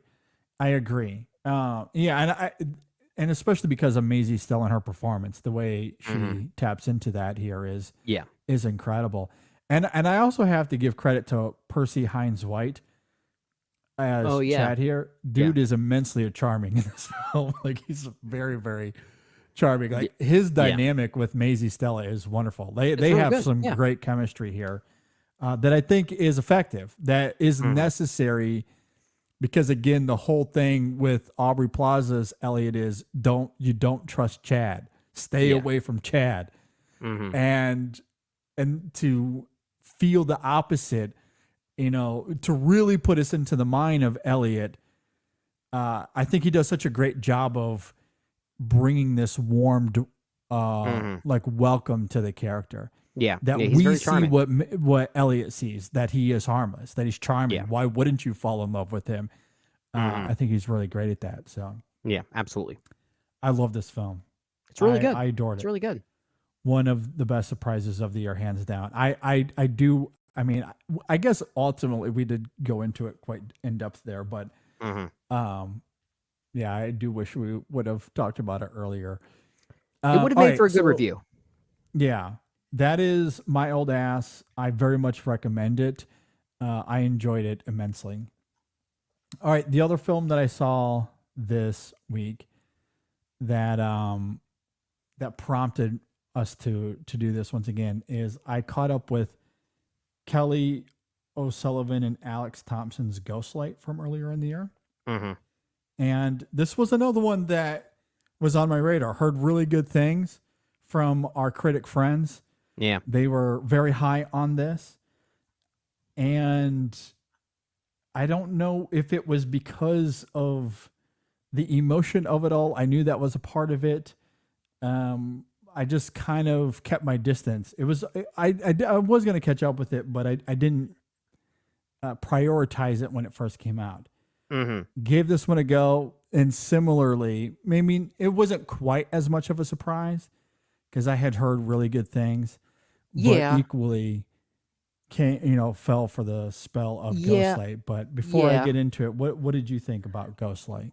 I think it was maybe more of a surprise for me than My Old Ass was, but not because I think it's better or worse or anything like that. It's just even more so, Ghostlight was not the type of movie I was expecting. But then again, to be clear, this is also a movie, Ghostlight specifically, where I kind of avoided the marketing. So I didn't really know what this movie was outside of just its central premise and, the dynamics that were most likely going to be at play. So naturally, given the premise that this is a grieving family where the paternal figure decides to channel that through a production of Romeo and Juliet, my thought was going to be this is maybe going to fit somewhere in the vein of, let's say, like a Drive My Car, for instance, a movie that blurs the line between the artful side and the real, and how there is like this synergy between performance and reality, and how there can be a coexistence there. And that is what this movie is. But tonally, it is, I guess I thought it was going to be more metaphysical than it actually was. The movie that this reminded me of tonally was something like, you remember Hearts Beat Loud from some years ago with Nick Offerman? Yeah. Like, it's kind of a deep cut there, but, some of those more charming, uplifting, kind of universally appealing father-daughter stories or familial stories, it does have that kind of energy to it. This is actually one of those movies I can recommend to almost anybody. I think it actually has a pretty good universal charm to it that I really did enjoy. I think it's at times a very funny movie, a very sweet film. I actually think it does a pretty good job avoiding traditional conflict at least given the way that most of these movies would traditionally go, I think the movie resolves itself in a way that feels more naturalistic than maybe other movies of its kind, which I did appreciate. Okay. And I think there is perhaps a sense of authenticity here that I didn't expect, and I think it primarily comes from the fact that the family on screen is a real life family. They are a real life family off screen here too. Even though these are actors that we have seen before in small roles here and there. The daughter, played by Catherine Mullen Kupfer, I don't know if I'm pronouncing that last name right, but we saw her not too long ago in Are You There, God? It's Me, Margaret. She was one of the four friends. So we've seen her around, and I remember seeing the central Keith Kupfer in the Dark Knight. He has one brief moment during the press conference with Harvey Dent. It's like, I know that face looks familiar when I was watching. It's like, that's where I've seen him from. Okay. So it's not like these people are strangers, but it does feel very much like you're almost watching non-actors in a movie. Like, it does kind of have that almost Italian neo-realism kind of approach in a way. So I appreciated that. I think the movie actually does offer some good universal appeal. I think it's quite good. Yeah, this was also a surprise for me. I think a surprise and maybe in terms of how far I went for it. Because I knew what I was walking into. And as I said, I had heard good things, but I was still surprised by how floored I was by the film. I don't know if I had the same experience as you did, tonally speaking. I do agree with you. There certainly is a charm to the film at times. Yeah. But I think it's quite somber to the point that I don't think that I could just recommend it to everybody. It is something that it is heavy. And I think what I appreciate, though, about the film's poignancy is that it is deeply aware, even if it's quite obvious, it is deeply aware of the connections it's making between the grief of this family and the play that Dan finds himself in. Yeah, it's not subtle about that parallel. It's not subtle at all. And I guess I'm just going to give it away. I don't think this is much of a spoiler. It is the premise of the film. Yeah, it takes a while to reveal in the movie, but it's not like a surprise or anything like that. You can go into the movie knowing this context, and it doesn't hurt the experience. Yes. So the Mueller family recently experienced tragedy where Dan and his wife Sharon, their son, died by suicide. Yeah. And at a certain point in the film, as Dan is struggling to cope, he finds himself in this local production of, you guessed it, Romeo and Juliet. And we all know how that film ends. So, happily ever after, right? The parallels are very, very obvious. And I know that hasn't worked for everybody. But I think where that does work for me is, again, the film is deeply aware of it. And some of its best moments are when those crossroads meet. It is when Dan is forced to witness the play at that juncture with those characters committing that suicide and him not understanding why someone would take that action. And of course, when he lashes out at Romeo and Juliet, we know that he's not lashing out at Romeo and Juliet. In Shakespeare, that's how the play goes. But he wants to rewrite Shakespeare. Yeah. Understandably, because of the connection there to his son. This is a film, and I do love this. I know we've talked about this before with other films. This is such a great movie about the power of art in our lives and the healing it can bring. That to me is so provocative here. I absolutely love it. There are moments of outbursts with Dan where he struggles to cope with the death of his son. But similarly, or equally, I should say, there are these moments of subtlety that absolutely gobsmacked me where he is forced to wrestle with trying to understand his son in some way. Yeah. There is a line of dialogue, and again, I'm going to have to give it away. I'm just going to have to give it away. Go for it. That's fine. Because it's such a moving moment in this film. but it is kind of late in the movie. So forgive me, but I do want to bring this up. But there's a moment where, again, as Dan is struggling to understand why someone would make this choice, especially his son, and he gets into a little bit of a heated debate with his daughter Daisy. Yeah. And because of Dan's involvement in the play, and I guess spoiler alert here as well, Dan stumbles into this production. He has absolutely zero background in theater and in performance. They recognize a sadness in him, which is why Rita invites him into this play. And Dolly De Leon is phenomenal here as well. I'm sure we can. Yeah, it might be the best performance in the movie, actually. She's really great. But she recognizes that sadness, and Dan invites him to be a part of this production. He reluctantly agrees, but he's starting to find some healing in it, some power. He's enjoying this. And through a series of events, he finds himself in the role of Romeo. Yeah. And is front and center in this play.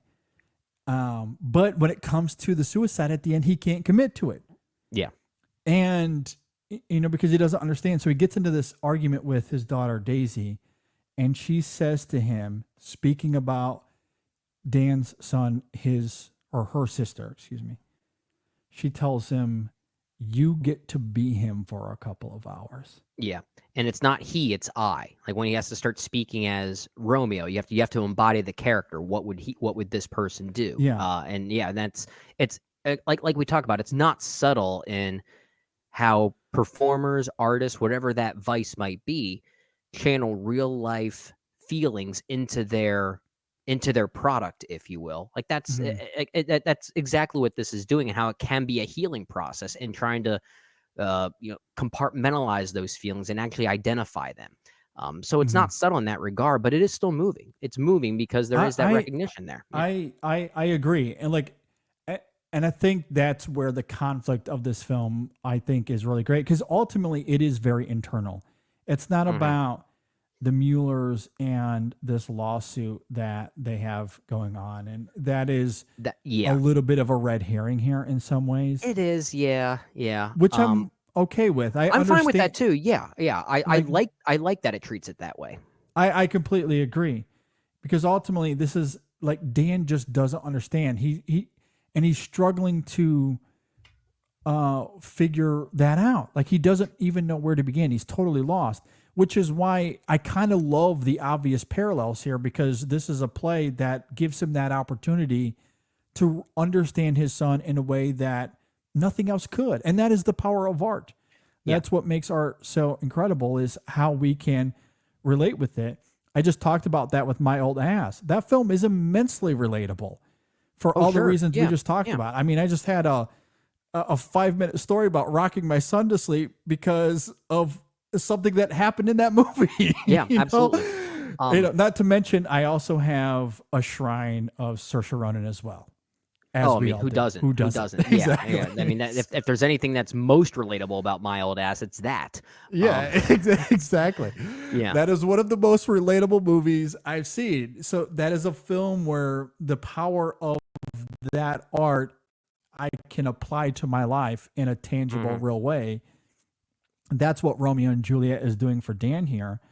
But without realizing that he has an opportunity to understand, to be his son for a few hours. He hasn't really thread that needle quite yet until he has that conversation with Daisy. I think that's what I love so much. And it's like the power in that, and how she tells him that you get to be him. You get to be your son for a few hours. Like let that waft over you. She doesn't say that, but that's essentially what she's saying. That's the ethos of what she's talking about. That's the ethos of what she's saying there. Yeah. And when he hears that, it does change him. Like you do see the light bulb go off in him. And Keith, and I'm with you. I don't know how to say the last name there. Kupferer, Keith Kupferer. Yeah, Kupferer, maybe. something like that. It Yeah, the broke me. stoicism in him is really Oh, affecting. it's so good. Yeah, and that's a hard thing to pull so off. That great. kind of stoicism with that kind of Yeah. emotionality is a hard thing to do, and I think he's certainly up for the challenge. Yeah. And part like to go back to something I said earlier, the reason why I think that this movie does have that sense of universality to it, why I called it universally appealing in a way, it's really given the I mean, most of us have probably found ourselves uh in an artistic spirit in some way in our lives. I feel like Mhm. the way that this movie dissects that, I think, is not necessarily new territory for many people who have gone through similar things. And I think the movie does treat it with a lot of grace and a lot of sincerity. But to your point earlier, the fact that it treats this lawsuit as kind of a red herring, I think, is what Mhm. helps the movie not fall into this overly morbid trap.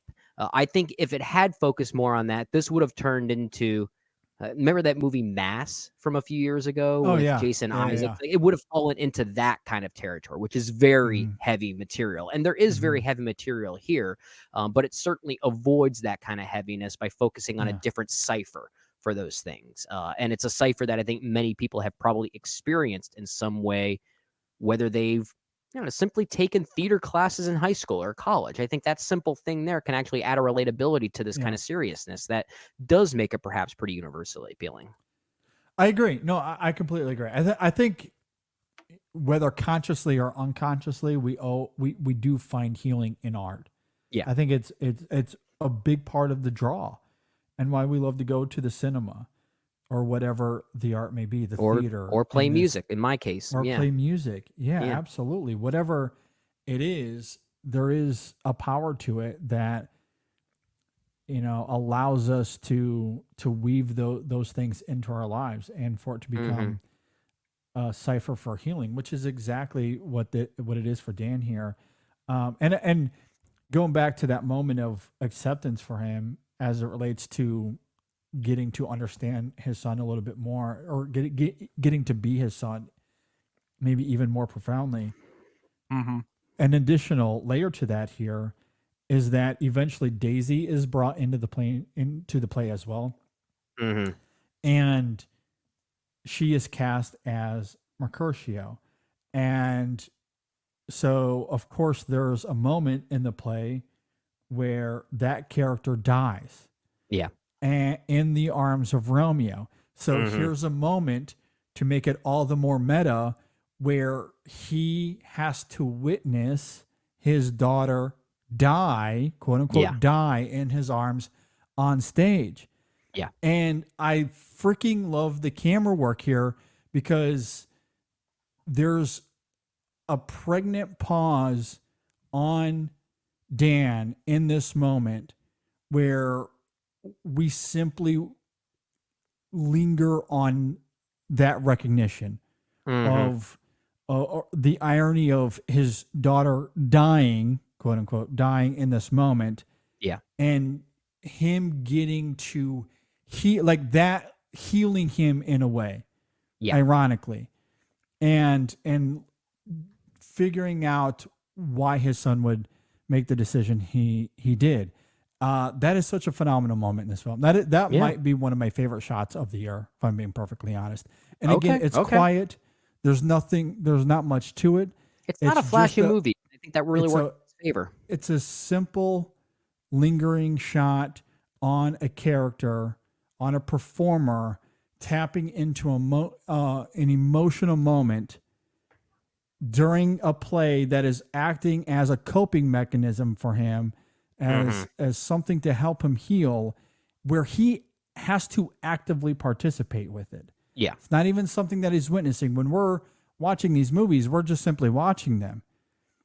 We're not actively participating with them. I guess you are. But in a different way. Yeah, in a different way. Here, he is actively in the creation of the art. Yeah. And having that moment with his daughter, with another kid of his, symbolically, I just find it incredibly profound. And it's such a great moment because Keith Kopfer is it's phenomenal in tapping into those layers there. Yeah.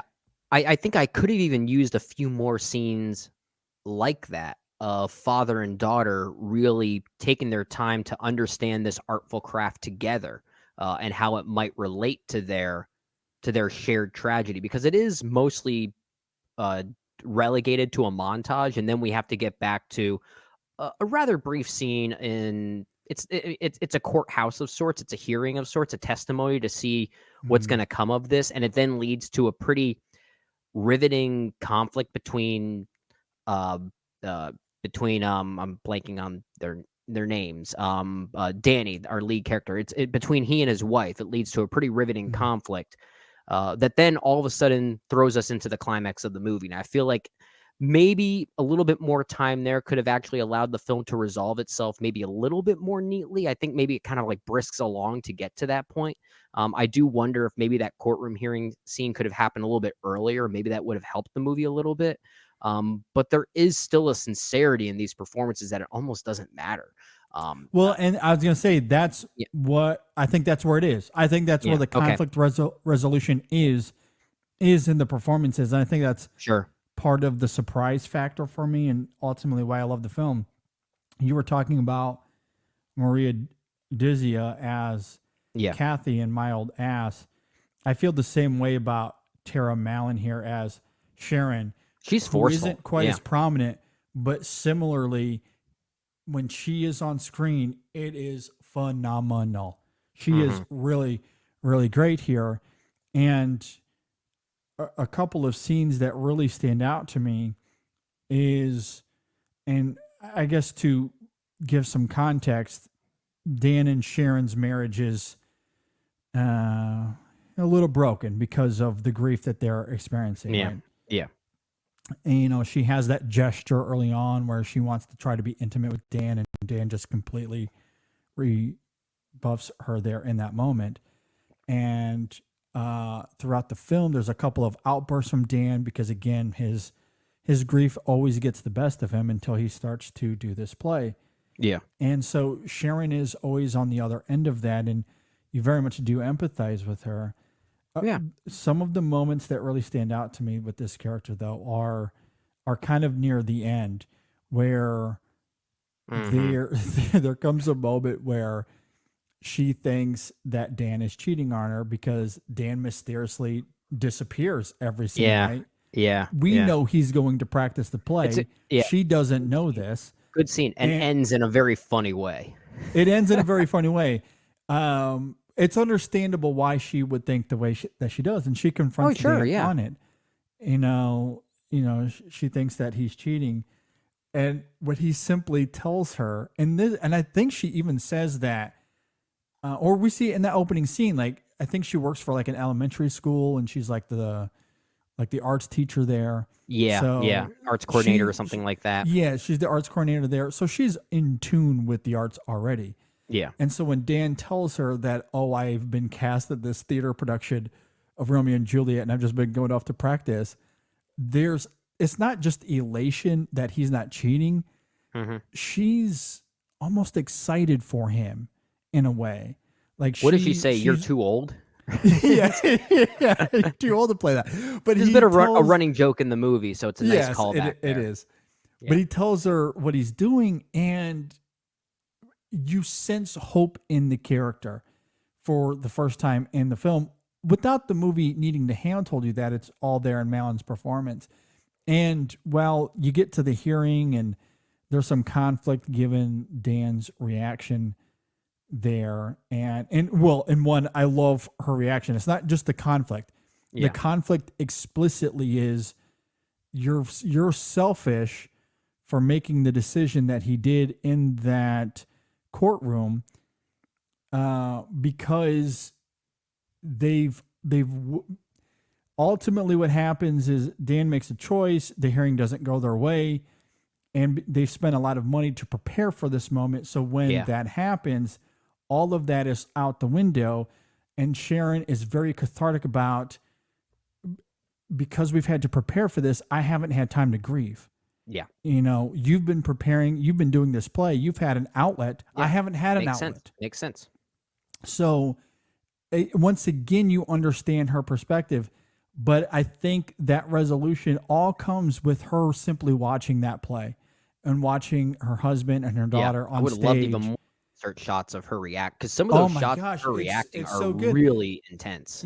Yes, which it goes back to that dichotomy I said earlier. There's engaging with the art on the creative side and just engaging it on the audience side. And here she is just engaging with the art on the audience side, watching her husband and kid on stage, where the family gets to have this cathartic healing event through it. I think is phenomenal. And yeah, those insert shots of Tara Malin are fantastic. And that the final shots are of her afterwards, the drive home, that whole sequence. It's gorgeous, gorgeous, gorgeous filmmaking. Yeah, very quiet film too, very stoic film. But in a way, like there is a ghostliness to the movie that I think is very appropriate given its title, which is a theater term. I think the history of this term is kind of still unclear, but I like the parallel there. But I think it does match the film tonally. Like it almost has this spiritual presence to it that's constantly on looking like an observer. Very haunting in a way. Good movie, very good movie. Glad we caught up with this one as well. Yeah, I loved it. I was floored by it. I was floored by that film. That and My Old Ass. I couldn't believe the week I was having, and those were films separate from the festival experience I had over the weekend. So yeah, just incredible watching those two. Yeah. Both of these sit in my top 20 of the year right now. I don't know if they'll end up in my top 10. Like I may have to watch them a few times to see where they land, but they are sitting in like the 15 round range for me right now, which shows that they're very good.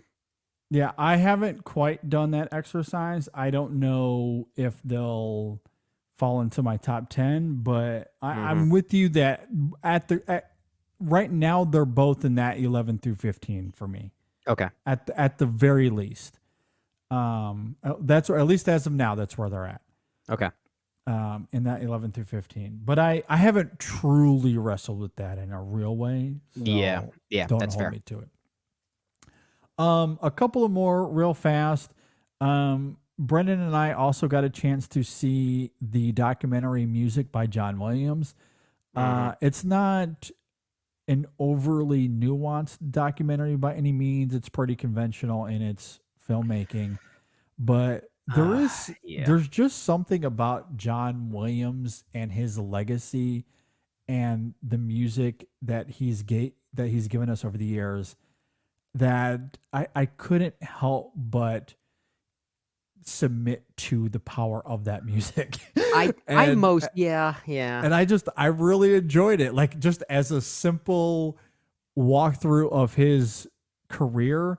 And it mostly is, it's a little bit of like piece by piece in that you're just kind of following, the Wikipedia bullet points of John Williams. It's more of that than piece by piece even was. I mean, like this is basically a Wikipedia page on John Williams. That is basically what this movie is being read to us by everyone that's already in the Lucasfilm Club. So it kind of feels like Lucasfilm just patting themselves on the back in some ways, which I could, if I want to look at it cynically, I guess I can say it that way, but I'm kind of with you. If I judge this less as a documentary and more so as just a look at John Williams, I liked hearing people talk about his work because it's something I like doing about music as well. I like talking about not just, the music, but also what the inspirations were, what the history was, what led to something, what that trajectory was in that artist's,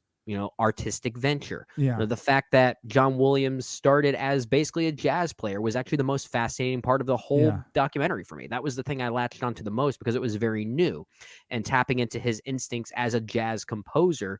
When you look at his scores for something like Catch Me If You Can, that's one of the jazziest music scores of the past 20 years. Really complex chord arrangements happening there. So like that's the stuff I like the most, even though for the most part it's, I got to this point, I composed this. Star Wars was a big hit. I also did Close Encounters the same year. Was huge. Probably the most challenging thing I had to do in my life. It's very much a lot of that. Yeah. It's a very Wikipedia, and I don't disagree. I loft the same criticism at it as I did something like Piece by Piece. I think maybe the biggest difference for me, Piece by Piece, I think gets around this because of its animation, as we talked Sure. about in that review a few weeks ago. I think the animation is able to make up for what I think would be even more conventional of a biopic documentary. What I appreciate about music by John Williams, even though, yes, we're going bullet point by bullet point of his life, but a lot of this film, John Williams isn't even featured on screen unless he's actually conducting or composing. Yeah. It's a lot of people talking about his work and why they've been moved. It's Spielberg talking about Jaws and how they arrived at those two notes, how he was maybe a little dubious at first and then John blew him away, or George Lucas talking about Star Wars and everything that we've seen there. Or my favorite of the film was Steven Spielberg's wife when she's talking about hearing the Schindler's main List, theme yeah. for Schindler's List Yeah. Schindler's List for the first time, and she breaks down. That's a really insightful moment here. So like that, I that's where this film gets around it as well. So with Piece by Piece, it's the animation, and this, I think it gets around it a little bit by it's not John Williams talking about his life, which is Piece by Piece. That is Pharrell Williams going, this happened to me, and then I did this, and then this happened to me, but this was my mentality. Yeah. That would be a lot more mundane to me if not for the animation.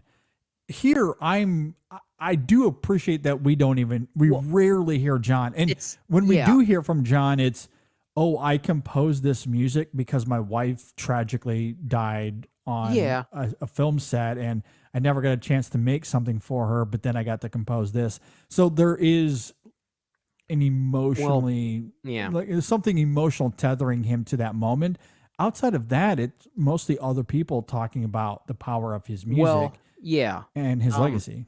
And the reason why I think I like this more than Piece by Piece, regardless of some of those other qualities, is that at least a movie like Music by John Williams is not trying to elevate the formula, the documentary formula, by doing something else with it. Like it may fit into that same Wikipedia style storytelling that we don't like, but it's not trying to be anything more than that.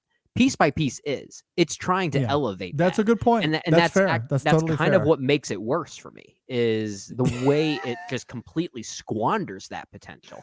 Whereas, that's fair. which normally I'm harder on movies that don't at least try for those things, but I also weirdly have a soft spot for a movie like Music by John Williams that's just simply committed to telling you everything you probably already know about this man and why you already like him. It's like a bunch of people getting together to talk about why they both love their favorite movie that they happen to share an opinion on. Well, and it's like, we know this, but it's like, that's fun to talk about. Well, and that's the thing. I guess going back to the structure of it and what I was trying to say a moment ago, what's great about this film and how it avoids, I guess, perhaps certain traps or pitfalls is that it is a little bit like going to a bar and having a conversation with your friends. You're absolutely right.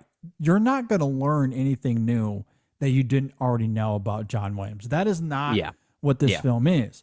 What it is let's get a bunch of people together and let's just talk about how great he is. Yeah. Let's just get together and reminisce about his legacy and how iconic so much of his career is. Yeah. And even, early on in his career, when everyone was trying to move away from traditional film scores, he kept that alive and maybe even brought it back in such a huge degree that, maybe paved the way forward for other composers as we got into the 80s and into the 90s. Yeah. And yeah, I mean, that to me, I do find fascinating. And you're right. Piece by Piece, I will still go to bat for the animation. But you are right. That is a documentary that is at least trying to be something. Yeah. This film doesn't care to break the formula. But I love that it's not it's not John trying to talk about his career and insert himself into the conversation. He's barely a part of this documentary. But it's also not trying to be a documentary film, right? You know, when we talk about documentary films, I think of The Act of Killing, The Look of Silence, Dick Johnson is Dead, Cobain, Montage of Heck. You know, we often talk about how Thief and the Painter. Like documentaries, or I mean, we'll talk about another one later on this week, right? The Remarkable Life of Evelyn. But these are documentaries that actually have an artistic ambition to them. And we like to see that from documentaries because I think it can make those properties more informative while also still being very artful. This is not going for that. This is a made-for-TV special. That's what this is. Yeah, let's just go to the bar and talk about how great John Williams is. Yeah, that's all. And look, I don't think there's, I don't know, like maybe that doesn't make for the greatest of quote unquote films. But I think there's a lot of fun to be had with that. As a film. Look, I had a lot of fun reminiscing on his music. I'm not gonna lie. Every time, like I'd hear them talk about Close Encounters of the Third Kind, and they'd play that cue, and I'm like, hell yeah, that cue's great. Harry Potter. Phenomenal. Like, I got chills going through all that. We needed a lot more AI. Yeah. Oh my gosh. Yes. Yeah. They definitely skipped a few. They definitely did. Did they even, I'm trying to remember, did they even acknowledge AI, artificial intelligence? I don't think so. They did. I mean, honestly, once you got to the 2000s, there wasn't a whole lot there other than Harry Potter. I think maybe they talked about Munich for a little bit because of the utilization of electronic aspects to it. But, there was a short segment on Catch Me If You Can, but that was pretty much it. Yeah, they didn't really get much into his later career because they wanted to focus on his early beginnings, the jazz, becoming the conductor for the Boston Orchestra. I forget the name of it, but there was that whole... The fact that he actually played piano on many iconic scores from the 60s. I mean, if there was one thing I didn't know going into it, I actually didn't know he played the piano line on Elmer Bernstein's To Kill a Mockingbird theme. I thought that was a really interesting thing. Yeah. Yeah. Some of the early stuff I think is quite insightful in that way, for sure. I mean, it's a simple documentary for the most part. Yeah. But I think there's a lot of fun to be had just reminiscing about his music and how iconic it is. And that's fine. I didn't really need it to be anything more than that. I learned that he's a good composer. It turns out. Really good at his job, turns out. Yeah. Okay, I think we'll go ahead and call it there. There's one other that I do really want to get into. I think Brennan is going to try to see it soon as well, because I did catch up with the Irish film Kneecap. And, I'm looking forward to that one. I'll just say that added to the delight of my film going week. I feel is that adding to the theme of 2024 in general? Because we talked about this, right, JD, that it seems as though most of these smaller under the radar films are really the ones we need to be paying attention to more than some of the more talked about films until we get to maybe the end of the year. That could change, but I feel like most of my favorites of the year are the really small ones that you have to try and find, the ones that you have to try and discover. I think are the more interesting offerings so far. Yeah, I agree. I think this is going to be a year where there's going to be less studio at the top, maybe even award season. Like your major awards players, I don't know if those will be at the tippy top for me. A lot of it might be these under the radar gems. And Kneecap, to your point, as far as themes that you can grab onto for the year, Kneecap is very similar to My Old Ass in the sense that we were talking about, okay, well, that brought in Aubrey Plaza, that might have helped get financing. Yeah. Kneecap has Michael Fassbender and no other big names. But Fassbender, has a similar small role, where he comes in and out about 4 or 5 different times. But his presence probably helps get this financed. Yeah. And, and again, I don't know the story there. I'm just kind of It's easy to assume that when that happens. Easy to assume. Yeah. So yeah, and I think there's plenty to like with that film. In fact, and I'll just leave this as a tease for next week or whenever we get to it. It might have my favorite singular edit of the entire year. Oh, that's cool. That's cool. Okay. I'll just leave it at that All right. for now. I'll have leave to it try at and that find it for when I now. go and watch it myself. Yes. It'll be like a game. And maybe if you get a chance to see the documentary Daughters on Netflix, I think that might be worth getting into as well briefly for the next, because that one I think will be a contender for best documentary at the Oscars. And that's the opposite of Music by John Williams. That's a documentary. That's a documentary film. Yeah, that's a documentary film. So that'll be worth getting into as well. Lastly, I'll just note, I finally saw Mary and Max.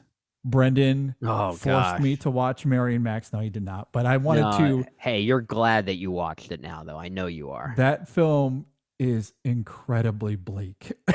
Oh my yeah. God. Is it bleak? But yeah, it's a good movie. It is. Yeah. I definitely So see the good. appeal. It's so good. Philip Seymour Hoffman. God bless that man. I Miss him know. every single I know. day. Didn't even know that was him in that movie for the longest time. I had to be told that. Oh, see, I did hear the voice pretty immediately, but maybe that's just because When I knew it was him, I couldn't unhear it. But if you asked me when I saw it for the first time, who do you think is voicing that character? I would not have been able to tell you. He does hide it fairly well. I do agree. It's a very, very good performance for sure. And it was a great appetizer to Memoir of a Snail. I'll just say that. Yeah. That's why you had to watch it. That's why I had to do the homework. Absolutely. Okay, well, with all of that said, we'll go ahead and wind down for this week's episode. Do you want to say, stay tuned for our reviews this week. We will have a review for A Different Man, Sebastian Stan, who was just in Miami. He actually had a Q&A that I was not able to attend. Unfortunately, I was at a different movie while that was happening. In fact, I was seeing The Brutalist as that was happening. Oh, okay. But Sebastian Stan, we're going to talk about him. We're going to talk about that movie. And as Brennan noted a few moments ago, we're also going to dig into the documentary, The Remarkable Life of Ibelin. We'll get into that. That film is available on Netflix right now. So if you want to check that out before our review as it comes out later on in the week. And also just want to note, because of the election this week, our reviews might come out a little bit later because I think we're going to not record tomorrow. Yeah. It'll be unless difficult. things get bleak, then maybe we will as a way to cope. Who knows? We'll see. We'll see. We'll see. But We those might not even reviews have might- the energy to do so. We might be drunk. Imagine if we just did those two reviews totally plastered. I don't think I could. I don't Oh think I man, could a movie either. like A Different Man. I don't think I could talk about Definitely that. not. Drunk. No, I don't think I could do either. No, one. that movie must come with some type of like stipulation. Talk while sober. I will say, maybe we can do a YouTube live episode. If you want to hear this, let us know, because I think this would be a lot of fun.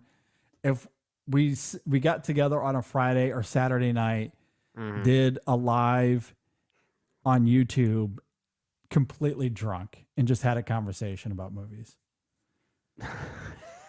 I think would be great. Let's see if we get enough popular appeal for that one. Or we could do a bonus content episode. I'm just saying, if it's out there, yeah, maybe. I think It'd have that'd to be the right that'd topic. fun. It'd have to be a certain topic that fuels my desire to drink. Well, way for sure. more. Yeah. No, it would. Yeah. We can debate Interstellar again. Who knows? We'll figure it out. I'm done with that one. No, I'm just kidding. No, we'll find the right topic. Yeah. We're not going to Yeah. talk about, something deep and profound and emotional. No. We'll find a fun topic and we'll get into it. Yep, At absolutely. any rate, be on the lookout for all of that. We'll have a new Chasing the Gold, New Women in Session out this week as well.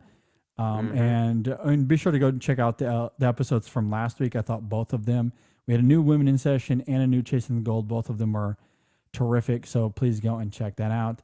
Be sure to follow us on social media, Facebook, Twitter, Instagram. Just search In Session Film. You can find us on all those platforms. You can email us insessionfilm@gmail.com. Brendan, any final thoughts before we get out of here? We didn't get a chance to talk about Quincy Jones's passing earlier in this conversation. We talked about Teri Garr, but I did at least want to highlight Quincy Jones, especially from the musical side of things. I think he was one of the greatest music minds out there, especially as a producer. Most people know him as producing and even co-writing some of the biggest hits and albums from Michael Jackson. One of my favorite bands is also the Brothers Johnson. He was tied to that. One of his most played songs ended up becoming the theme for Austin Powers. So he certainly has a history in both music and film. And in film, of course, composing the music for movies like The Color Purple or The Italian Job, among others. So one of the best music talents out there. That I think we definitely lost. I think it was 91 when he passed, and he's going to be missed. A really great talent there. Yeah, for sure. I mean, his legacy cannot be overstated, right? I mean, the man had his fingerprint on the industry forever, on the music side, even on the film side as well. He's going to be missed deeply, and you've seen a lot of the outpouring for him. It's been all over the place. It's been incredible to see. So, our thoughts certainly go out to everyone affected by that as well. Really, my final thought on this. I mean, as this episode goes live, it is election day. I hope everyone voted. I hope that when we wake up tomorrow, there's a country that still exists. We'll see. It could be unrest. Who's to say? I don't know what kind of world Wednesday is going to bring, but hopefully we'll all be in one piece. Yeah, we'll see. We shall see. That is for sure. Yeah. All right. Well, with all that said, thanks for listening, everybody. Thanks for watching. We'll see you next time on the In Session Film Podcast. My old ass. So good. So good. That sounded gross.